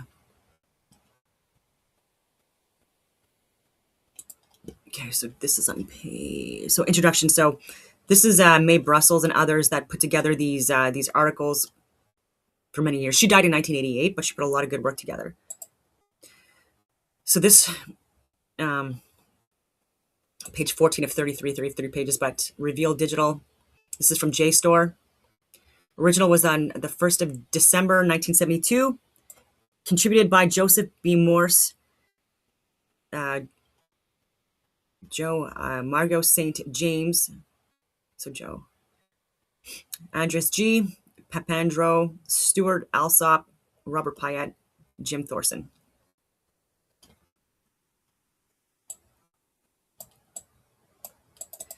Wait, can you even see this? Yeah, it's up all right. The Realist. May Brussels Conspiracy Newsletter. The Senate Committee is part of the cover-up.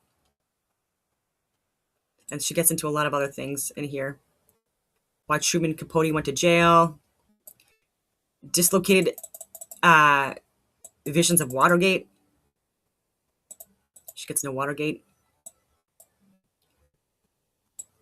I want to get into just some more stuff. Because again, the Bay of Pigs, like they talk about that. Watergate, though. Okay, so I'm gonna go to 13. Old school.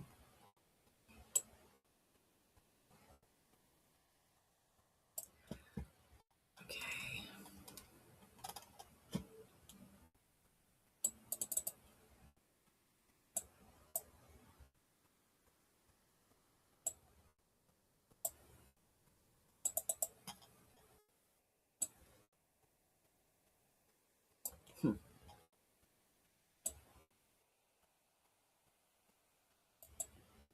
There we go.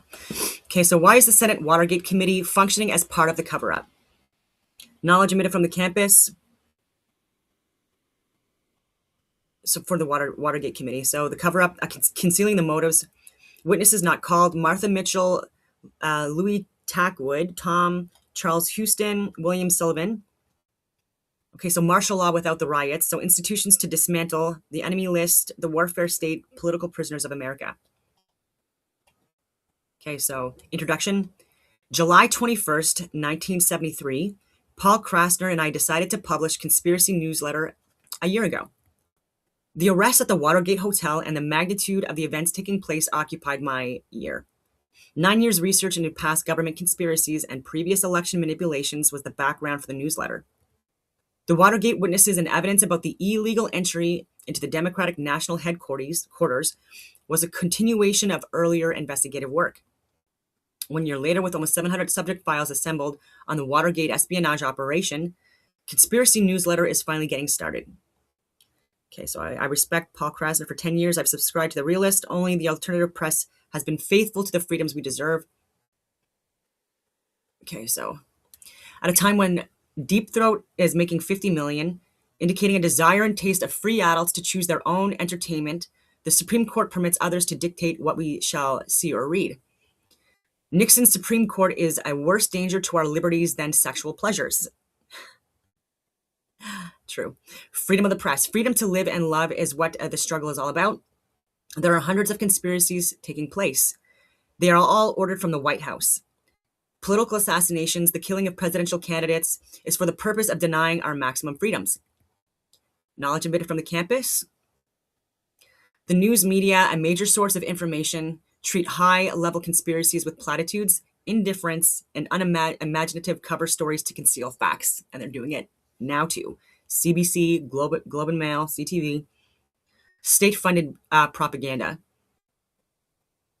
Yeah, so propaganda is an important weapon of the fascist state, just like the Hasbra as well in that, and Heritage Foundation, Ben Shapiro. TV and the media are filled with clandestine agents, some posing as liberal writers whose purpose is to break the credibility of researchers or discredit evidence that would confirm conspiracies. Colleges and academic institutions have no courses on agent provocateurs or how to recognize espionage operations.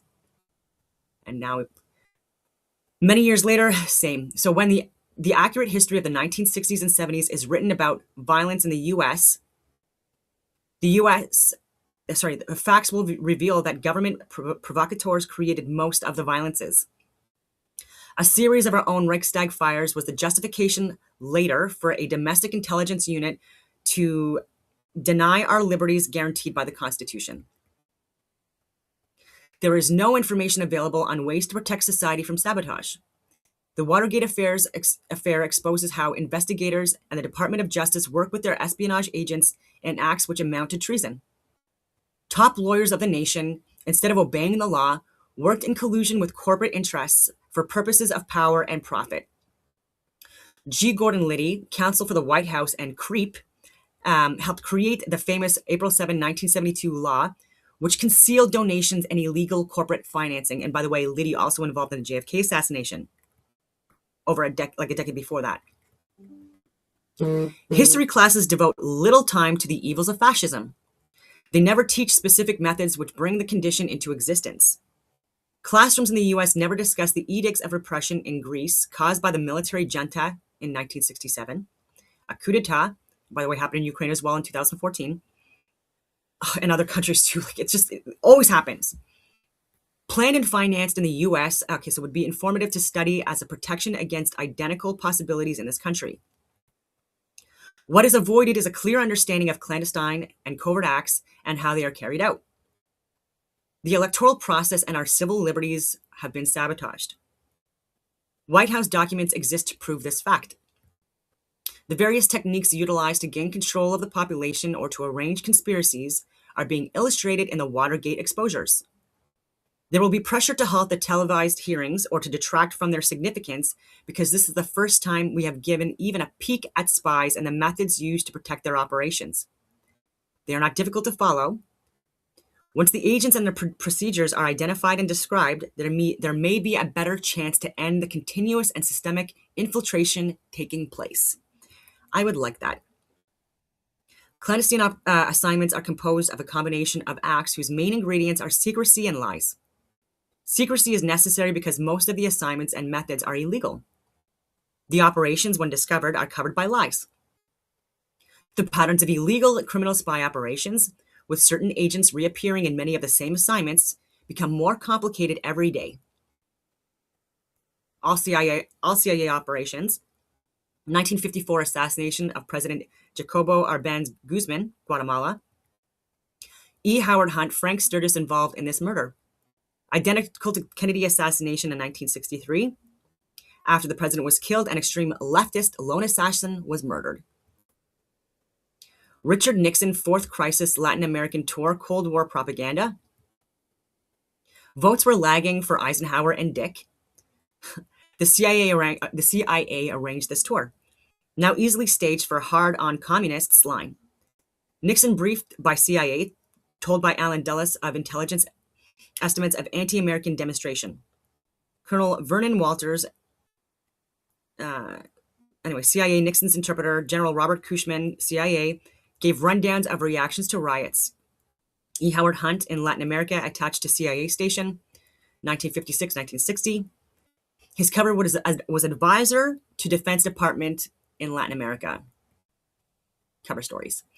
U-2 flight over USSR to sabotage summit conference for Cold War. Allen Dulles working with James McCord, who found and identified the Soviet intelligence agent questioned by the airmen. Lee Harvey Oswald, naval intelligence, trained in radar at Atsugi Air Base, where U-2s monitored. Oswald watching for possible vapor trails over USSR.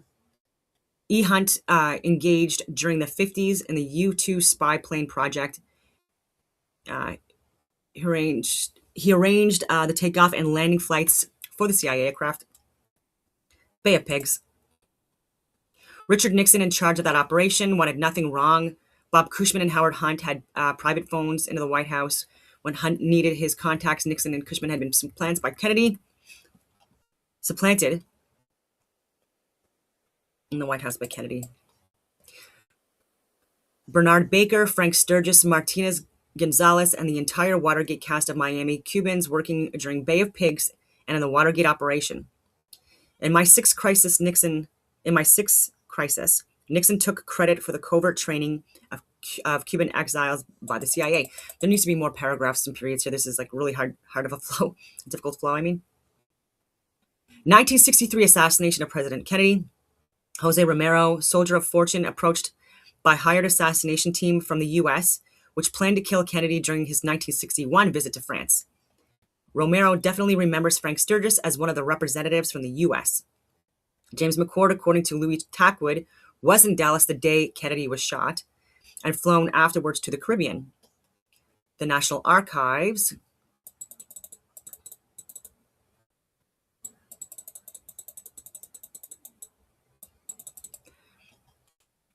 FBI reports indicating Frank Sturgis, a friend of Lee Harvey Oswald and David Ferry.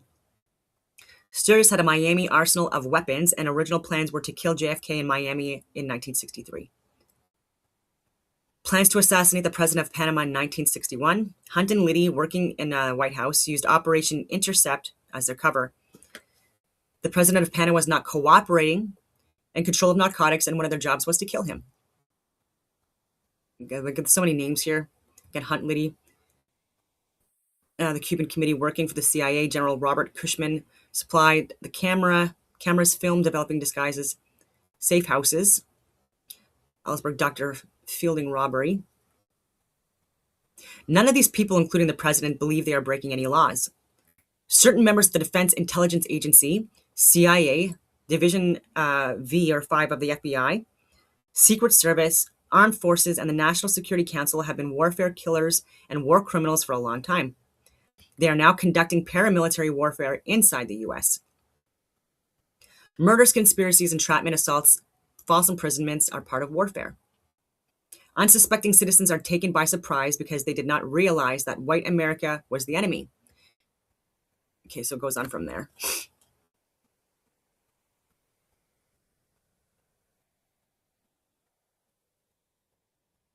Yeah, the Select Committee, free elections, rigging elections for years.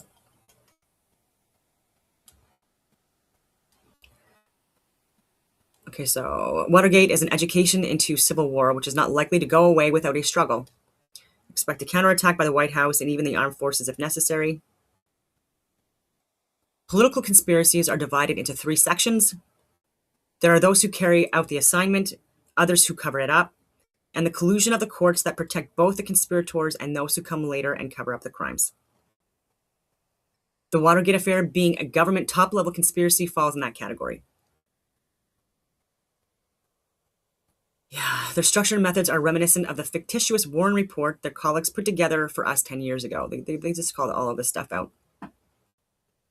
Are these errors caused by ignorance or stupidity or complicity?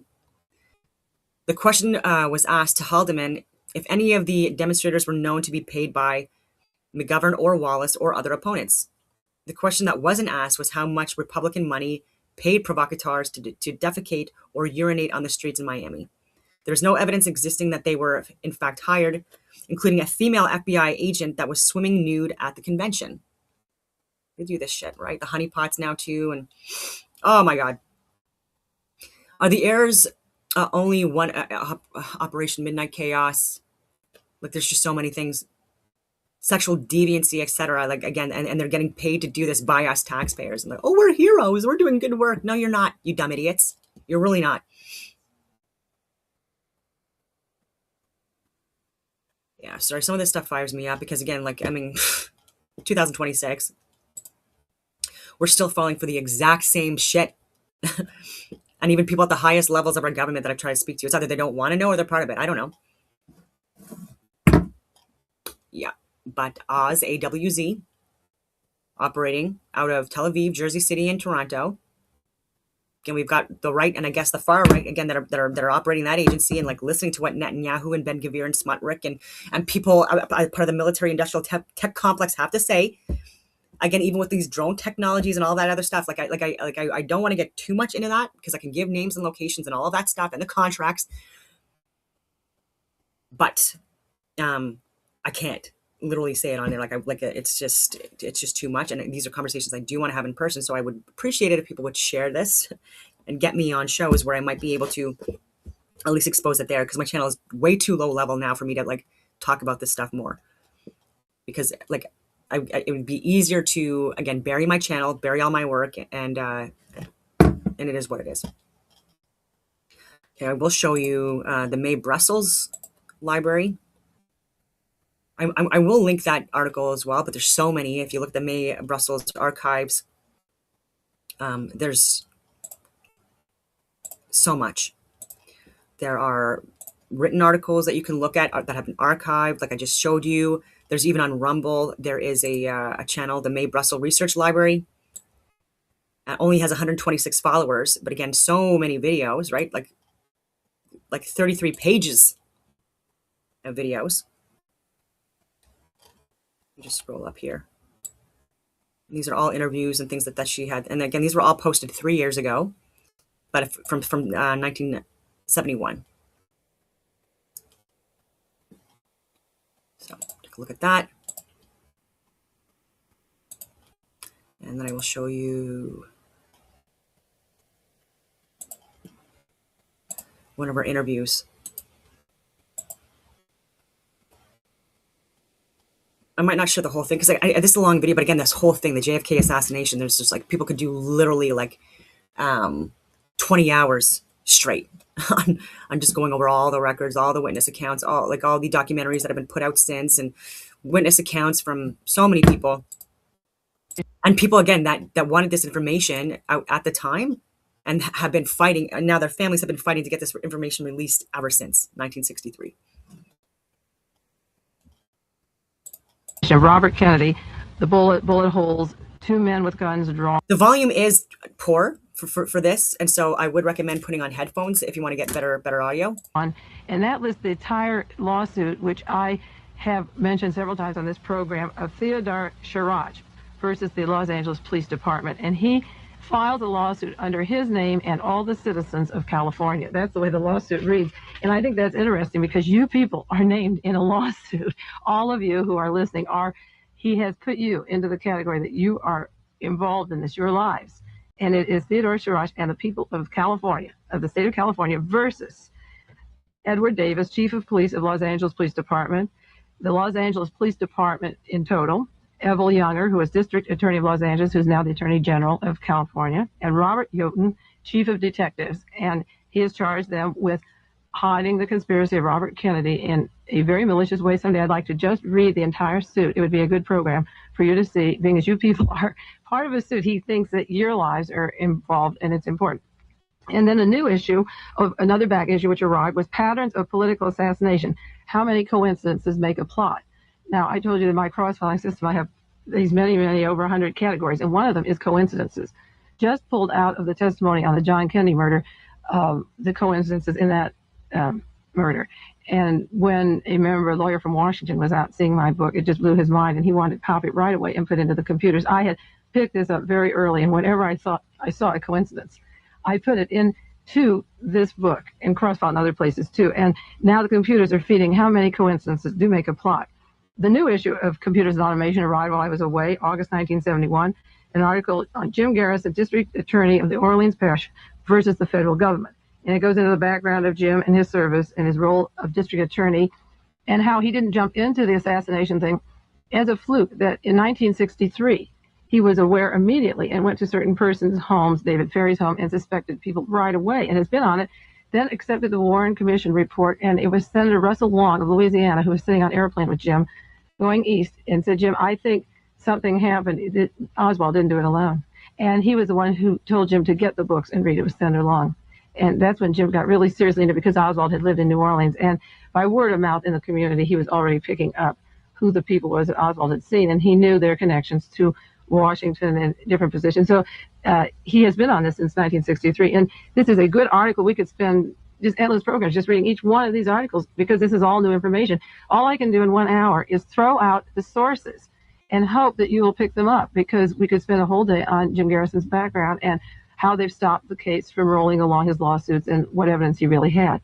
But I'm giving you the name of the magazine, and ask your libraries, if you can't afford $9.50 a year, ask the library to order it and start reading it.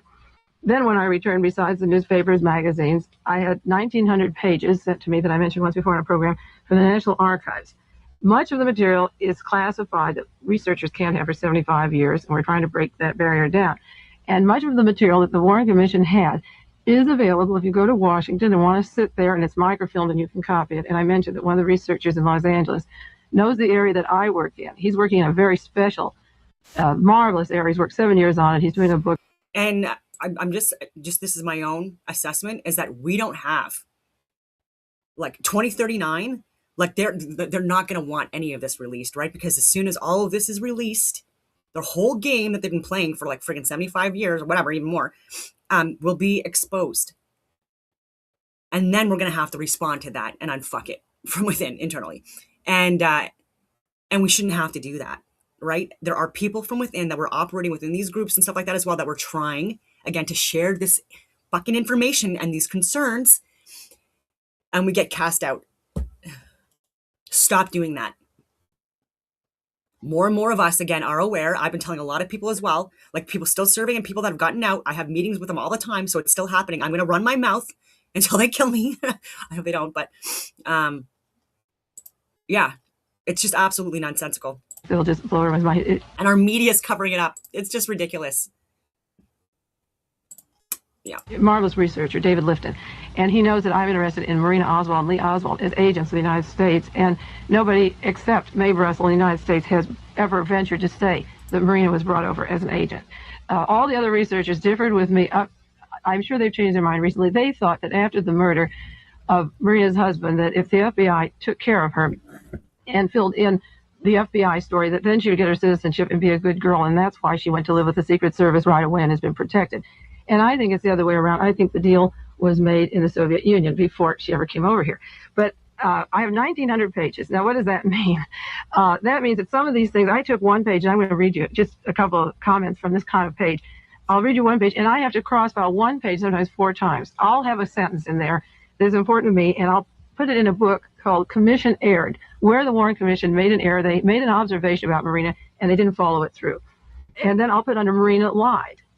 See, and because she has said something else in another place. And then I'll file under Lee, the agent, in the Dallas-Fort Worth area, because it pertains to who he was seeing or where he was. And then maybe I'll file under housing, because the lie or where they erred had to do with where they were living or their job. It had to do either with where he was working or where he was living or who he was seeing. So if she lied about where he lived, I have to put under housing, and I also have to put under lie. And I have to put under commission's errors. So that means that not all these pages, but many, many of them, I'll be working all year cross-filing those 1,900 pages. Now, I will read you just a little bit of how the information that came from the National Archives blew my mind. What I have now are the working memos of the commission lawyers to each other. And Lee J. Rankin was the chief lawyer of the Warren Commission. He wasn't the appointed member of the commission. He was the working lawyer. And Arlene Specter, district attorney of Philadelphia now, was the lawyer in charge of asking Marina, or doing the research on Marina's questions. So from the archives, these pages read like this. They have a 5-column thing, and they have the date that they're going to ask the question. Then they have the question they're going to ask her. She was the first witness before the commission. Then they have information from Marina, which they call just that, information from Marina. This is her version of what happened. Now, another column is information from other sources. Now, you can see, Gloria, how amusing this gets, because Marina is saying there's the name of a female in her notebook or photograph thing, and album or in her diary, and she doesn't know that person or remember hearing from them. But the other sources know that Lee Oswald was in contact with that person. So this is information from other sources. And then at the end, last column is called comments. That means things that Arlene Specter or the commission or the lawyers thought that they should go into. So the comments, we talked on the last show, I lose track of the dates, I believe, but I was talking about George de Morenfeld and George Bowie visiting Marina, and how the wealthy oil people in the area had come down to see her and were alone with her.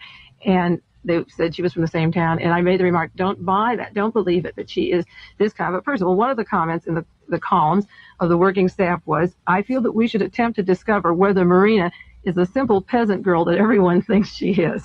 What program did you say that on here? Oh, it was the last week or the week before. Yeah. Remember? I remember you saying it. Don't yes. believe it. Well, last week you did with Phil. Yeah. Yeah. Okay. So they said we should attempt to discover whether she's a simple peasant girl. The very first program, I believe, and I wish we could go back and resume all of them and carry a continuous series, and I'll try to publish at the end of the year in one book, where I said Maria will go down as one of the most famous women in history, that she's very quietly in Richardson, Texas, but someday she'll go. Now, the commission, under commission errors, is that they never did go into whether she was the simple peasant girl.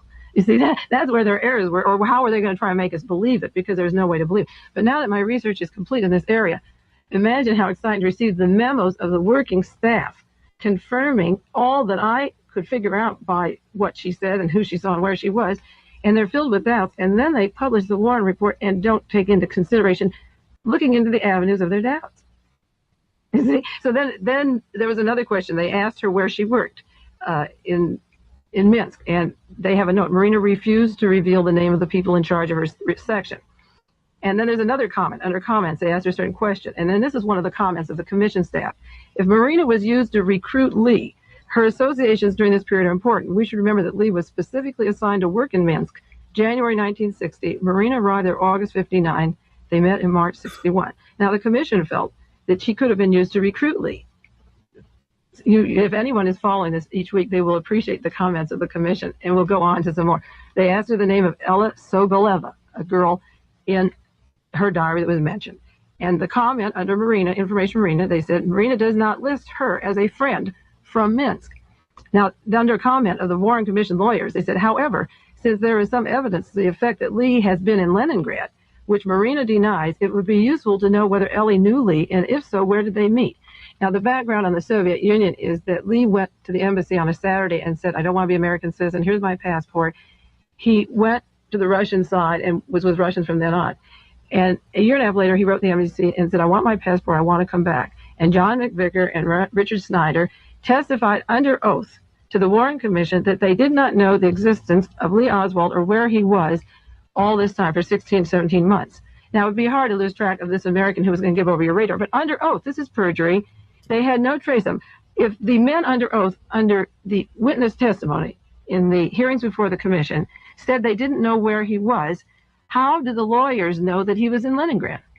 How, you see what I mean? I have the working memos of the commission, so there's perjury going on in Washington right and left, because if the embassy didn't know it, how did Washington know? Washington would certainly tell the Soviet embassy, American embassy in Moscow, where Lee Oswald was, and they said they had no trace of him for 16 months. They asked Marina this question. Here's the question. Did you know Lee was an American when you met him? Marina. They answered, no, but she was told by a third party that same evening. Comment from, this is another source says, she thought he might have come from a Baltic country. Commission lawyers comment, he was only in Russia about 17 months. He certainly learned the language quickly, and that was underlined by them. I told you Oswald was a smart boy, and the commission knew if a Russian girl didn't know that he wasn't a Russian, in 17 months he learned quickly. Then the comment of the working staff of the lawyers has this to say, Uncle, meaning Marina's uncle, must have had a phone for Lee to make calls. Now, what kind of a comment is that for the staff? They didn't know where Lee was. How did the commission know what telephone calls Lee Oswald was making from Marina's uncle's house? And how did they know that he used the uncle's phone? Who was he calling? The working lawyers of the Warren Commission knew that Oswald was making phone calls at the uncle's house of Marina Oswald, and he's the head of the MVD. He has a high officer in the Secret Service like our CIA. And how did the commission know that Lee Oswald was making telephone calls from the uncle's home? And when our embassy says they didn't know where he was for 18 months, the embassy, the heads, these are top government officials, have said they didn't know where he was. But the lawyers in Washington know he was using certain phones. They know what cities he was in, and they know he was assigned to Minsk. That's their language. He was assigned to Minsk. You see. Now, another question. They asked Marina to describe her meetings with Lee Oswald. And Marina's answer was she met him at a cultural event. And then she said this was on a Friday night. And she saw him at a dance the next Friday. Now, 7 days elapsed. She saw him with a lot of people in a group one night. 7 days elapsed, and she saw him at the dance the next weekend. It wasn't a date. They were both there. So that was 2 times that they saw each other. And then 7 more days elapsed, 6 more days, and Lee was in a hospital. He asked her out for that third Friday. He met her one Friday. They met the second week, and he said, will you go out with me the next week? But Thursday he called her. He was in a hospital, and he couldn't see her. So she went to see him in the hospital for 10 days. So 7 days passed between their first date, and 7 days passed between the second meeting. And he was in the hospital 10 days, and he proposed to her in the hospital. So they had a total of 6 days together before they were married. And I figured out the time was they had a marriage ceremony April the 20th. And he was in the hospital 10 of those days, and 14 of those days he didn't see her at all. And no member of her family was at the ceremony. She has an aunt and uncle she lived with, and she and Lee went to some, I don't know where you're going to be, like a judge or somebody. There's no witness to say they did or didn't. But she had a service, and they walked back to the aunt and uncles. She didn't see her aunt and uncle when she left the Soviet Union. She didn't say goodbye or tell her where she was going. They did not attend the ceremony at all. Now, Lee Oswald applied to return home to the United States February the 5th, 1961. He met Marina March the 17th, 1961. All waivers from the State Department, they were passed for her. There was a section that should have been checked out on her political affiliations, which our State Department urged urgently, get him home quick, forget about her waiver. And the first night they met, on their first date, they'd been at a meeting of a woman who had just returned from the United States. Now, I want someone in Washington to tell me what state that woman visited. The night that Lee and Marina had their first meeting, they went to the home of a lady who had returned from the United States. What is her name, and did she come from Texas? We want to know that. I want to know that as a researcher. Now, that I have 1,900 pages, like Gloria, to get caught up with. I don't see you for a long time. Yeah. That is the kind of information that just arrived to me from Washington. Do you think you're going to be able to find out who that woman was? Oh, I don't know if we'll ever be able to bring any of this, but I think there's certain keys to the doors. And if people want those keys, and you don't want to use the vague word like conspiracy or who could it be, how can we find them, where do you go to find them? People have names, they have jobs, they have passports. And we could find out who is involved if you people out there care enough. you will unlock these doors if you care enough. And we'll jump to that right now. I told you before that Washington was on vacation. Don't write to Congress. But about September the 15th, they'll be back at their desk. And we had a wonderful response here of letters, right? Right. Before. So new people listening, old people listening, begin writing to public officials about September the 15th.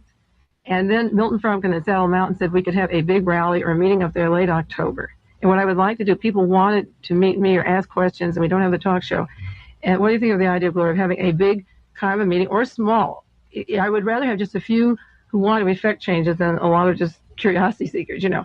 And right. And I thought the ticket of admission, we'd have a big rally or a picnic, a box lunch, would bring a letter from some public official that you sent in the past 10 weeks or in the next 6 weeks or 2 months to show that you care. Dated sometime after September 15th. Well, nobody wrote about assassinations right. before then. Yeah, right. Bring a letter, a return that from some public official. I got a letter this week from a girl who lives in the area, and she wrote to Edmund Muskie asking him about the National Archives and information, getting the archives. And she was very disturbed because Muskie sent back a form letter in which he tells her that he wants the Pentagon papers declassified and they should have an orderly process of declassifying. In effect means nothing. She was talking about the conspiracies to kill presidents and candidates. She did not ask about the Pentagon papers. Mr. Muskie did not answer her question at all. I would accept that as a letter to come to a meeting of box lunch. That is good enough. Right, yes. No letter, a letter of avoidance like this other friend who wrote to Proxmire.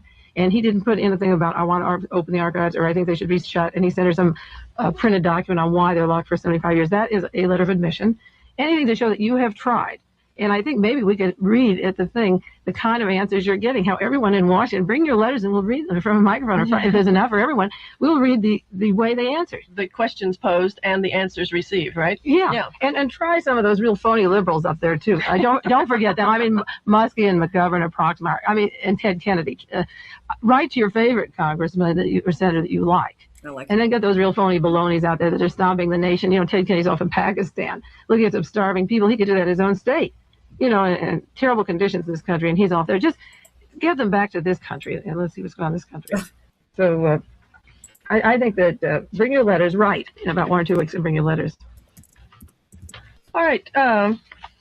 You went to Canada on your vacation. Well, vacation in parentheses, so, in quotation marks. Let's see, you said that on your way up there you heard something about about the assassinations and the Sirhan and the... That's right. When I'm away, I buy no newspaper and I read absolutely nothing if I can help it. But I do like music, and we turn the radio out loud and zoom along. And we stopped up outside of Eureka, California for a picnic, and there were some tables there, and forest rangers were having lunch.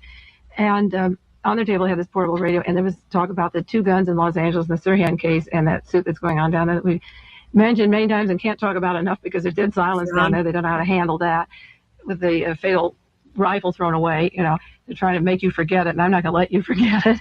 But these men were listening, and I said, "Oh, do you mind if I listen?" I couldn't believe that outside of KLRB, anybody's talking about political assassinations. You know, really. I said, "Can I listen?" And he said, "Oh, sure."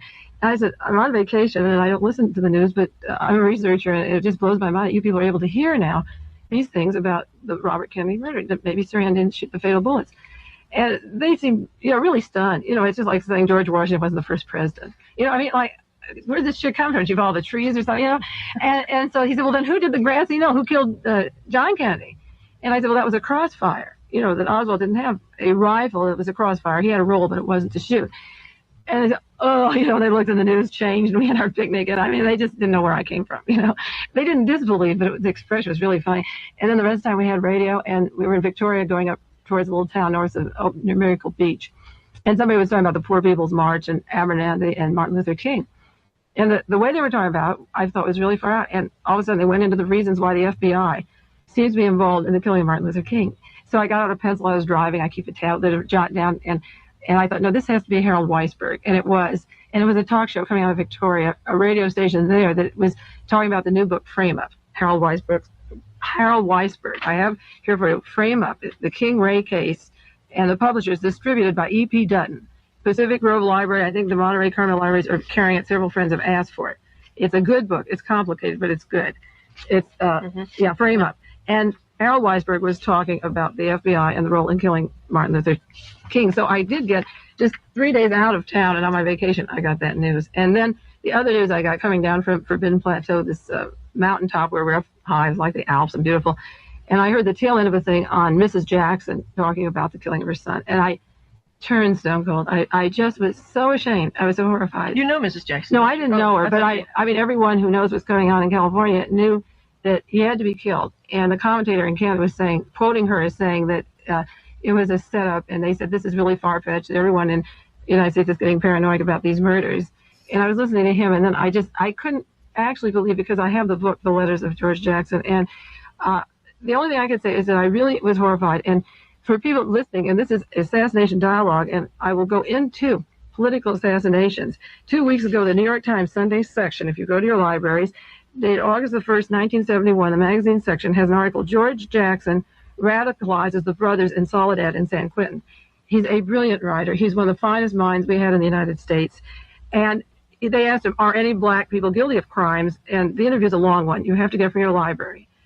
But one of the things he said, were the Jews of Warsaw in 1944 and 1945 criminals? Or is a criminal for black mine work in the Union of South Africa to steal a diamond? He said the first crime in this world, the very first crime, is attempting to establish a society above a society, and then questioning whether blacks have been any part of the American society.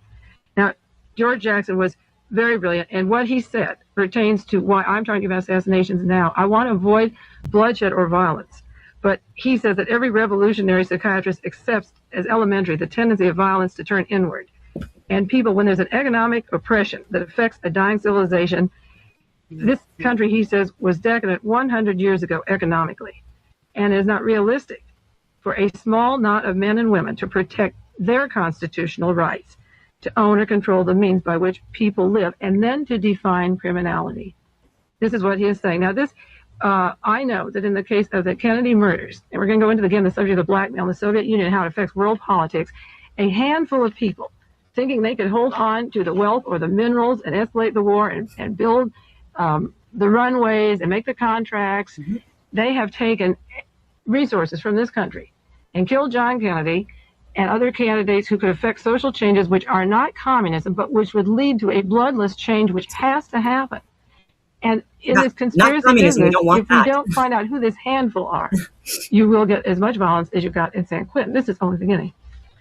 You're listening to Dialogue Assassination with Mae Brussel. This is KLRB Stereo FM, Carmel by the Sea. World War II, since Hitler, Germany has been an economy. It's never been a culture. I'll rewind. And what is happening to this country? It's similar to Germany with the Jewish people expelled. There's been a saying heard over and over again that ever since World War II, since Hitler, Germany has been an economy. It's never been a culture. And this is happening. Some of our most beautiful cultural heritage from the black people in jazz and philosophy and true religious spirit is being kicked away and killed and not appreciated.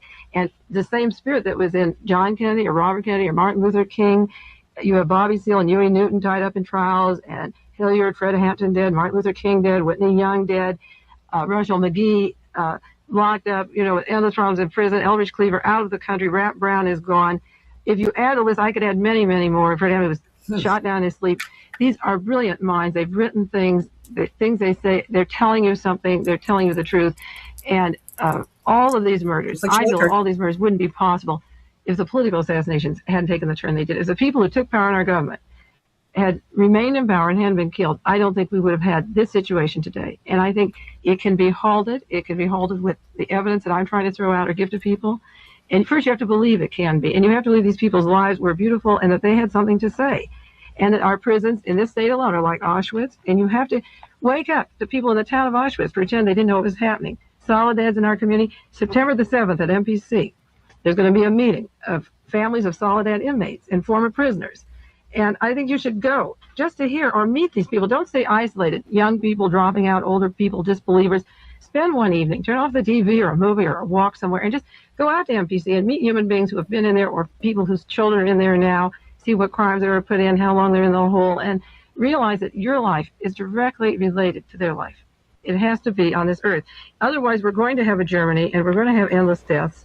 And you had in every culture, the Russian Revolution, the French Revolution, the Chinese, was because the people who could effect changes wouldn't understand or listen. There were many chances to make changes, and this is our last chance now, I believe, and this is why I work hard for a bloodless coup, and there's plenty of warning that it's going to get bloodier. It did. Of the New York Times, I love to quote the New York Times because I hope they just eat every word they say someday, had an article on the death of George Jackson. It's the only newspaper article I read while I was in Canada. And he comes to the point that the authority, the police authority and the prison authority is being challenged. And Tom Wicker says our tendency is to respect authority and to discount people like Mrs. Jackson, who said her son was set up in the prison. And Tom Wicker says sometimes the black people know that authority is not trusted, it's deeply mistrusted. And he mentions the Orangeburg Massacre or Jackson State and Fred Hampton and other crimes in Kent State where nothing is done. And Tom Wicker, I'm quoting it directly, said, "It is also true, for once, that this predominantly white society ought not passively to accept the opposite and usual assumption that authority is blameless and truthful, and those who defy it are fools or depraved." End quote. Now, when the Warren Report came out, we talked about this about 3 weeks ago, the New York Times, who employs Tom Wicker, is one of their top writers, it was Harrison Salisbury, who said that people who questioned authority in 1964 were self-serving, they undermined the United States, they sowed mistrust and confusion at home, they were people without scruple or principle. I read this on the air before when I mentioned Harrison Salisbury, and he said they were ready to convert the national mood to selfish and particular ends. And in 1964, when I was working or writing to Salisbury or the New York Times and questioning the evidence in the Kennedy assassination, I was not self-serving. I was not undermining the United States. I was not sowing distrust or confusion. I wanted things back and smooth. I wanted no confusion at home. I didn't want these things that are happening. I can predict them on calendars, whether they're going to be 1 week, 3 weeks, 10 years. I said by 1972 we would have the death of black heroes. I thought that Bobby Seale would probably get the death penalty. Angela Davis would be put in for life. I knew, you don't know which ones, but George Jackson's killing of one of the most brilliant minds in America, and he was brilliant. This is the kind of thing that's going to make the black people froth to the mouth prior to the 72 elections.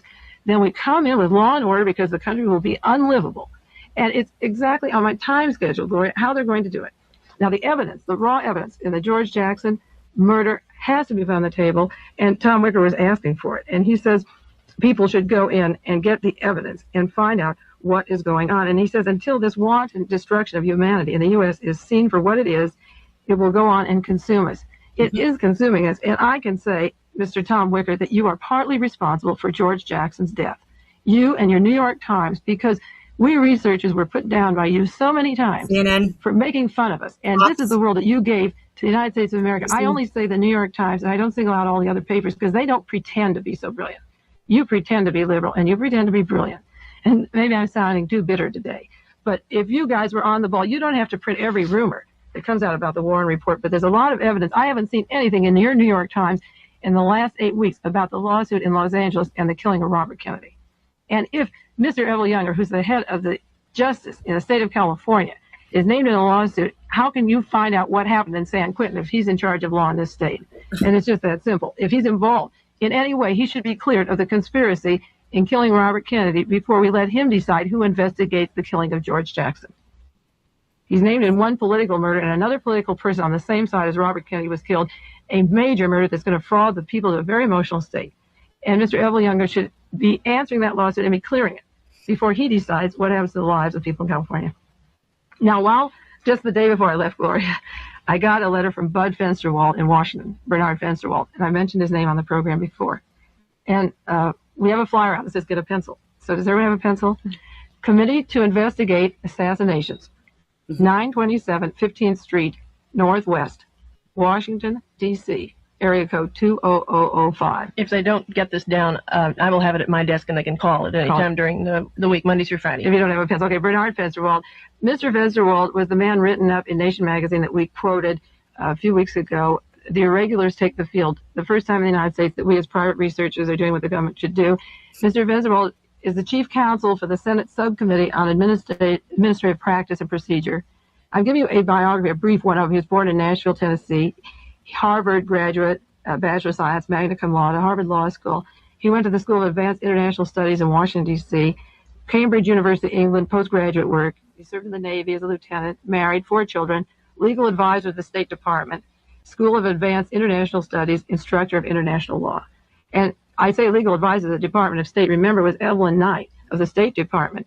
who said the State Department is riddled with murders and political murders and assassinations. And we've quoted her on the air before. For people who didn't hear it, the head of the State Department, the woman who works hand in glove with J. Edgar Hoover and all the in people, says the State Department is riddled with political assassinations and murders. And it's rotten. Well, I got a letter from Bernard Fensterwald asking me my opinion about a certain magazine which came out, and he wanted me to have it. And the name of the magazine is called Sputnik. And it comes from the Soviet Union. And it's published in Moscow, and it's condensed into a small magazine. It's Reader's Digest size. And for the first time in 7 years, the Soviet Union has an article that we've got notice of on the Dallas murder. And they are running a series now on the assassination of John Kennedy. And Bud wrote to me why I should read his letter. He said, May, why at this time? You know, like, it's so long coming. And I was complimented because he asked me for advice, and we rapped back and forth. Well, our very first show, when we talked about the Pentagon Papers, and later, the name of the game was power and blackmail and holding over the United States. I felt we'd become a second-rate nation, couldn't proceed to wipe out Vietnam because the Soviet Union would blackmail us with what they knew on the power structure of the United States. And it seems that my interpretation... It just is so frustrating sometimes, honestly, especially like living on the outskirts of Ottawa, because I'm still trying to get contracts and talk to people within the networks here about what's actually going on. And they're listening to people like Marco Mendicino and Bill Blair, okay? Marco Mendicino, who was too afraid to even touch a gun, right, on a shooting range, and Bill Blair too. They got the woman to shoot because they didn't want to look bad or touch the gun and feel like. And you think that they know about what's going on with these operations? And they're discrediting, by the way, Marco Mendicino, like, even laugh out loud on one of my comments during COVID. That little prick, okay? This little couldn't even pass basic training, right? Has no idea what he's talking about, and literally laughing at and actually gaslighting, because I gave him emails as well through his official government email when he was a public safety officer. I gave him all the information regarding COVID, right? And completely gaslit. Called all the departments to discuss over the phone. Obviously respectful and peaceful. And, oh yeah, that sounds very important. We're going to follow up. No, tip lines and everything. And so you've got people like Marco Mendicino, these beta males, right? Then anyway, just like Ben Shapiro, couldn't do a push-up, but he talks a lot about war. And oh my, and now even Gary. Like, again, zero experience. Didn't even know what an RPAL was. And again, he's our public safety officer, and he's the one, again, that through CBC, by the way, as well, our state-funded media. They're now hiring this, again, an analyst or whatever. They're going to let us know through that person, probably a journalist or something like that, whatever. And they're going to be giving them what they would consider to be facts, which is laughable, right? And again, just like refusing to actually even talk to people like myself. When we even give them the data and the information, want to have these meetings to discuss what's actually going on. I've tried to have this with Pierre Poilievre as well, because even in 2021, I was emailing him about Chrystia Freeland, this dumbass, like, printing money and her connections with Ukraine, all of that stuff, and how she was, like, again, like, crippling our economy, and she should not have that job to begin with, right? Just because Mark Carney is like the godfather of her son and stuff like that, and like the Bilderberg Steering Committee's WEF stuff. Like, that is, these are propagandists, and whether they realize it or not, they're fucking over Canada and removing our sovereignty and our liberties and our freedoms in the process, which we literally see, right? The censorship bills, the gun grabs, the arresting and imprisonment of people that are exposing truth, right? And you have people in Ottawa still, again, the counter protesters and the locals that were causing most, or if not all, of the harm and damage, and law enforcement as well, and government with the blockades and stuff like that. They are the ones that actually tried to sabotage the peaceful movement, and it didn't work. But again, it did make it where the Emergency Act was declared. And again, propagandists and liars within government and the people that they use in the media, all that stuff, it worked, right? Duping everyone.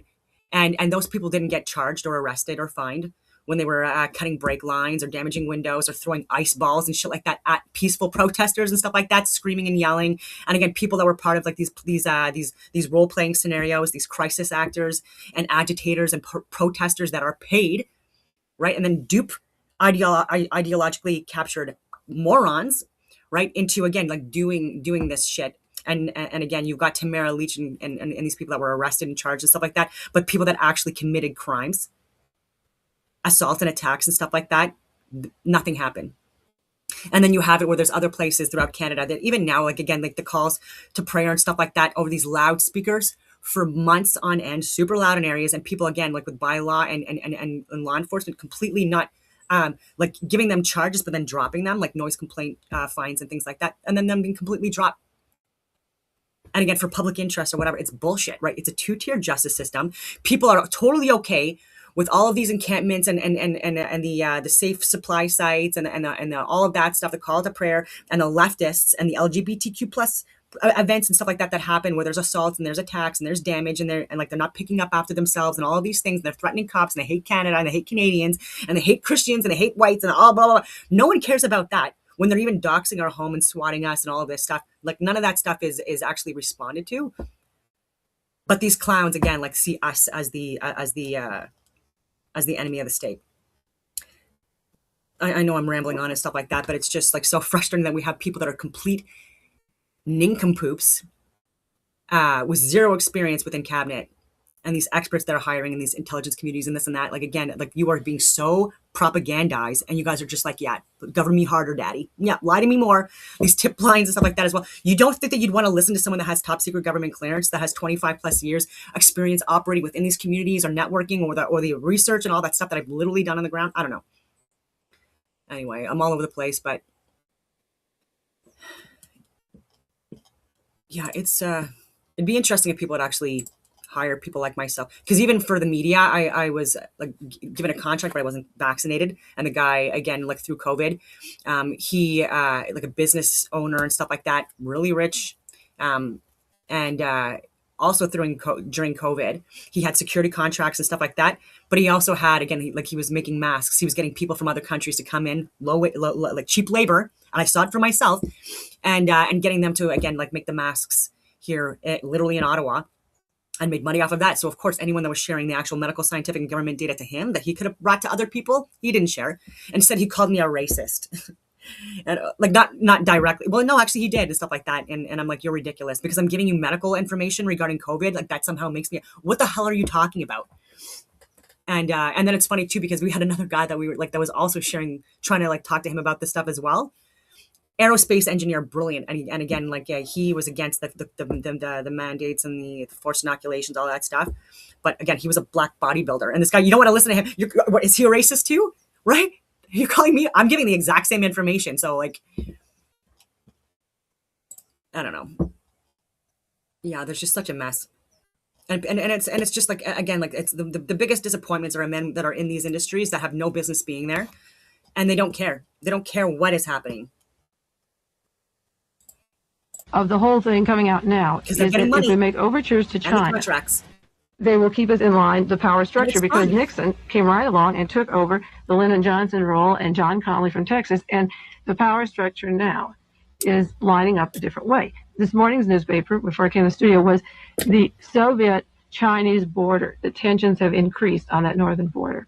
And I feel that the Soviet Union, if we're going to get close to China, they will keep us in line by reminding us about what happened. So they're running a series every month, and they're working very slowly. And I want to read you what Sputnik, I'm going to read a little bit each week, and I want to read you what Sputnik is saying in the Soviet Union. It's going around the Soviet Union. It's called New Facts About the Dallas Tragedy. Now, when the Warren Report came out, or before it came out, I guess 2 days after the assassination, this TASS news agency and Izvestia had an article, which I have, saying that they knew Oswald was an agent of the CIA. Well, they kept quiet all these years, so I knew that was a blackmail. So they never mentioned this. And now, this is what the article, the first section, I'm going to read you a few sentences from Sputnik, because the last few weeks we talked about the plan of the Kennedys to dump Johnson in 64 and to tie him up with the scandal of Bobby Baker, isn't it, out, so they wouldn't have to say we don't want you. So this is, I'll just read you what the conflict of Lyndon Johnson with John Kennedy and Sputnik is saying, and it confirms, I just received this article, but we've talked weeks earlier on the program. And this is one of the gratifying things about the work, Lori, is that I have so much power, and everything comes in, doesn't scramble what I did before. It only affirms it stronger. So what they were saying, that Johnson, as of January the 20th, 1961, was in a subordinate position to John Kennedy. These are direct quotes from the magazine. The road began in L.A., and nobody would guess that it was going to end in Dallas. Quote, Kennedy demolished Johnson by getting the first ballot. Johnson won it very badly, and he got on the first ballot. John Connally, your Secretary of the Treasury now, was Johnson's campaign manager. And when he saw that John Kennedy got the nomination, was about to get it, he was the one who spread the rumor that Kennedy had Addison's disease. Now, when the researchers came out on the killing of Kennedy, it was the far right wing and groups of people from this close Texas circle that said Kennedy had himself killed. I have all the literature because he was dying anyway and he'd be a hero. He had Addison's disease and he was dying, so he staged this thing so people would remember. The Soviet Union dates the origin of the Addison's disease to John Connally and says that was foul play. Now, they said, quotes, the undercurrent to the determination displayed by LBJ and the Democratic South was to make sure that Johnson was Kennedy's running mate. The man who was writing for the Soviet Union for TASS, who wrote this article, was in Los Angeles at the time of the convention in 1960. And he said the undercurrent was always there, that if Johnson didn't get the nomination, it was a very strong determination that Johnson and the Democratic South would make sure that Kennedy was the running mate, because they said Kennedys were dangerous to the oil industry, for one thing. By 1963, Johnson was absent from almost all the cabinet meetings. And the Sputnik goes on to say that he was conspicuous by his absence. And they also go on to say how in America he was compared to Macbeth. And I think his absence in 63 was not being able to face these people. He didn't go. He was conspicuous by his absence and his people. The rumors began that Kennedy was to drop Johnson. In 1963, the September press blew up the Bobby Baker stories. And the reason they did this was that they weren't any more scandalous than many things in the United States, but they would link Johnson because Johnson was involved. Life magazine, November the 8th, 1963, detailed the story of the scandal. I'm reading, for people who follow the show every week, I'm reading what Sputnik is saying, because this is exactly what we talked about before, the breaking of the time of discrediting Johnson and linking him in with the Bobby Baker scandal. Now, Sputnik goes on October the 4th, 1963, John Connally, the governor of Texas, placed before the White House the subject of the trip of Johnson and Kennedy coming together to Dallas, Texas, coming to Texas. Kennedy didn't want to go. And Sputnik goes on to say that Kennedy said, no, Lyndon, you go on and take care of things in Texas. I'll be there later. John Connally and Lyndon Johnson said to Kennedy, no, you will go to Dallas, Texas. And when Kennedy didn't agree, Lyndon Johnson talked him into it. And the article goes into great length about that. And goes on to say that after that talk, John Kennedy agreed to make the trip. Now, October the 4th seems to be the date they give that Kennedy was persuaded to go to Texas. In Volume 2, I'm talking about the commission, hearings before the commission on the assassination of John Kennedy. Now we're going into my research, and you can go to the library, look it up. The 26 volumes are at MPC, or if you know another library in the area that has them. Volume 2, page 34, the testimony of Mrs. Payne, and I have it confirmed in Roy Truly's depository evidence under Josh Crossfile many times, but here's one page. Oswald got the job at the depository after one call from Mrs. Payne. She called Roy Truly, who managed the book depository on that particular corner, and said, this man's wife is living with me and he needs a job. Can he come down and work for you?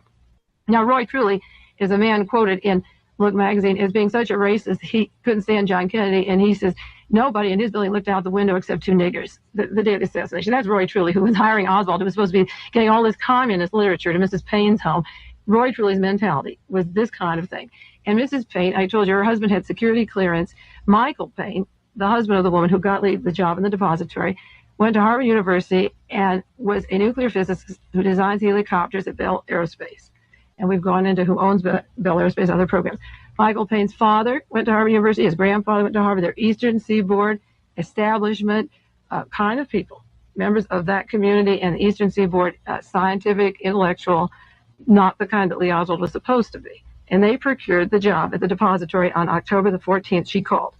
On October the 15th, Lee Oswald went to see Roy Truly, and he said, yes, you can have the job moving the boxes. Now, they were books that go into the school system in Texas. Lee Oswald was a good photographer. He worked at a radio factory in Minsk.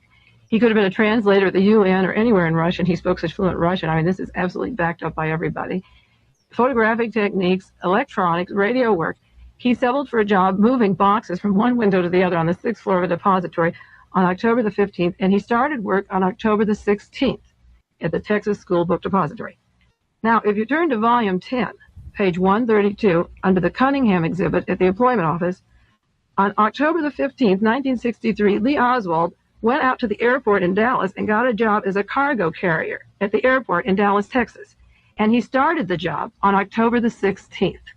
So you see, if the motorcade didn't come in front of the depository Oswald could have been the decoy at the airport. If they changed the route, and there was a lot of persuasion, the Secret Service wasn't in on the choosing of the route. Lawson of the Secret Service was asked, how did you decide the route? And under sworn testimony, he said, I came late, and in a private club in Dallas, the route of the motorcade was decided. I can bring you the volume page number if people want to look that up. But the route was decided in a private club in Texas. So the book depository was the place where Lee Oswald was on the record for working. But it was never confirmed that he didn't show up at the airport too, or that there wasn't that second Lee Oswald at the airport as a cargo carrier. So this is the kind of thing that the Soviet Union is talking about, the conflict of Bobby Baker and Lyndon Johnson versus John Kennedy. Now, they have a quotation here when Lyndon Johnson had a lot of power in the Congress, and they asked him, as the majority leader of the Senate, why, there was talk in Los Angeles, why would you give up that position to become the vice president? And Lyndon Johnson said, he said the vice president has less power than the majority leader. And Lyndon Johnson said, power is where power goes. And his meaning was clear shortly after John Kennedy became president of the United States. Power is where power goes. There's no position more powerful than the vice president of the United States. Now, to bring the assassination up to date for our lives, there's talk about whether Richard Nixon should dump Spiro Agnew. And he's playing a fatal game. I don't think Richard Nixon will ever hear these tapes because the Secret Service encases him in layers and layers and layers, and he will never hear what's happening. But that is a fatal game. That dumping Agnew is like dumping Lyndon, and it's a very tricky game. And they're talking about running John Connally as a vice president under Richard Nixon. And I do hope, whether you're listening, what party you're in, Republican or Democrat, whatever you're doing, wherever you belong or believe in, I do not think a man like John Connally should even be suggested for the nomination of a vice president. Shouldn't be suggested until all the evidence on the killing of John Kennedy is on the table. He shouldn't be suggested because he sat in the car and got a bullet shot and said under oath, privately, publicly, that a different bullet hit him than John Kennedy. That Kennedy said, my God, I've been hit, which he couldn't say if it went through the vocal cord. And he turned around, and after he heard him turn around, there was a time lapse, and John Connally was hit. And if this was true, there isn't a person, including the Warren Commission, that would say if there were separate bullets that Oswald couldn't do it alone. He couldn't get that many bullets out.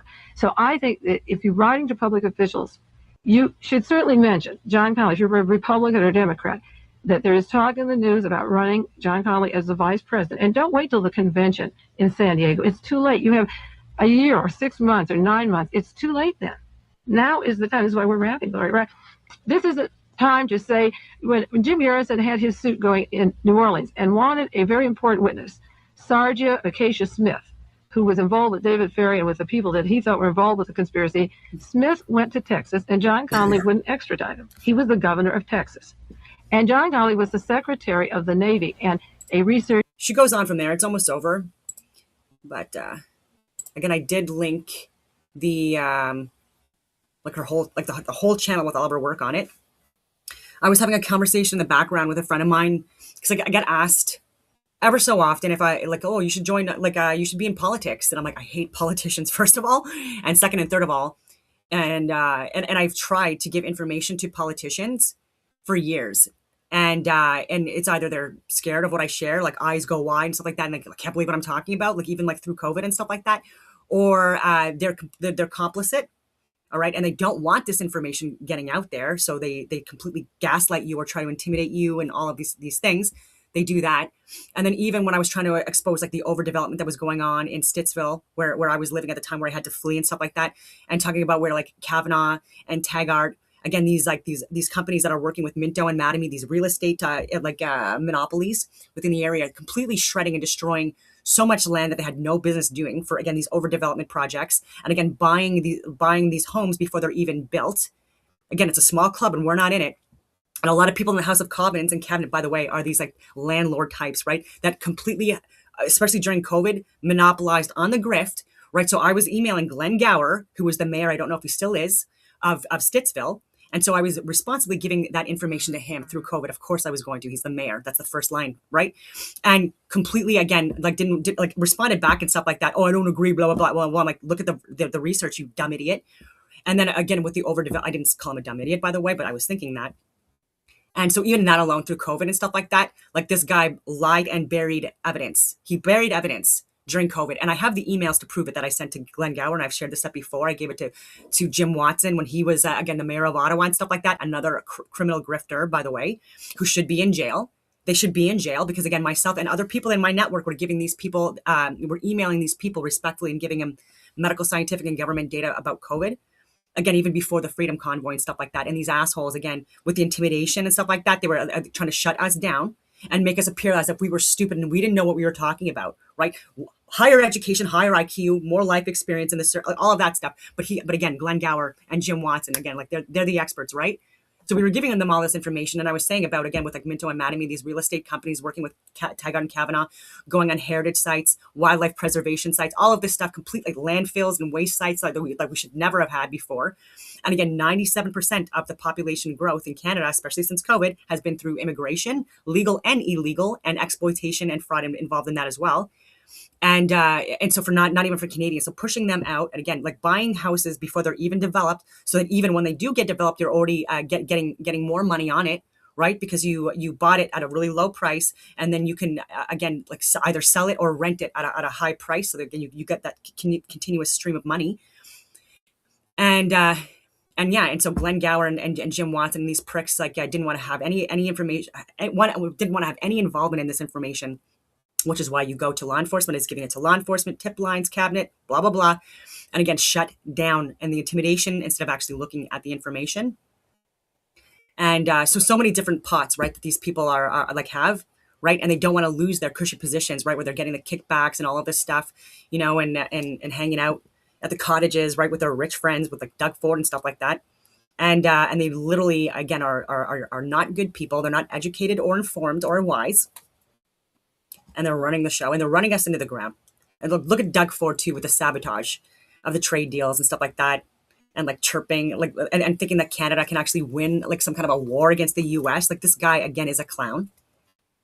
There's something, a handful of things that this guy I have agreed on, right? But even a broken clock is right twice or once a day, depending on your clock.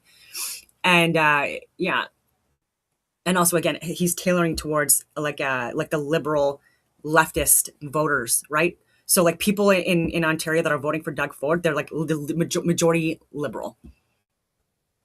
And sabotaging these trade deals and stuff like that, sabotaging the province, not at all impactful when it comes to like fire management or like through COVID too. Like the decal business that Doug Ford had went from, I think it was like $2-3 million worth to like over $50 million by the end of COVID. Yeah. Of course he wanted this to be, again, something that remained for as long as he possibly could. And so people ask me about going into politics, like why? I've tried to even talk to these people, even Roman Babar, like he went to this meet and greet thing and he was talking and he was tired and stuff like that. But he was again mentioning like one small part of like COVID, right? And he got kicked out, I think for not being vaccinated or whatever. But again, he like still missing the bigger piece about the lockdowns and the inoculations and stuff like that. And I asked a question. And then he came and we met afterwards, exchanged numbers and stuff like that. He had to go, but I tried to give him information even after that, and it was just like I know it was just like too much for him. And so that's what happens when I try to engage politicians, and even with Pierre Poilievre, I've reached out again because like I think that's a responsible thing to do if you're a concerned citizen, is reach out to your local politicians and things like that. That's the first step, and don't be crazy. And so I was giving him information as well and stuff like that. And he responded back, I think, like a couple of times, but like I haven't emailed in a few years because, because it would just be like the same stuff I would be sharing, some updates and stuff like that. But I also think that there are people from within his own party and people operating with him, like his marketing team and stuff like that as well, who are again plants and are sabotaging him and the conservative movement from the inside. And I tried to warn him about that as well, and who I think it might have been. And again, I was right about that, whatever that guy's name was. I forget now because it's been years. And so it would have to be like, I don't know, like a one-on-one. And but again, like would I scare him off? Because like sharing even the JFK assassination stuff, right? And then like talking about 9/11 and then COVID and who like also involved like similar parallels and stuff like that. Would he be open to it? And again, if you're going to be the leader of Canada, I think you absolutely should know these things. And it would be better if you knew these things before you got into office so you can make the decision or not as to whether you would actually expose this information to the public. And his security detail would have to be like checked and vetted and all of that stuff. And I've offered to be a part of a security detail, et cetera, right? Because you also have to look at people from within, even the security elements that would go rogue. And why would I say that? Because it's happened more than once, more than 5 times. So yeah, long video, lots of rants, and I'm sorry for that. But again, it's just, I see like the same stuff happening over and over and over again. And it's just like no one at the top is taking this seriously enough. And anyone that tries to whistleblow and actually like meet with them and discuss, etc., it goes nowhere. So on that note, I will leave it at that. And I hope that everyone has a wonderful rest of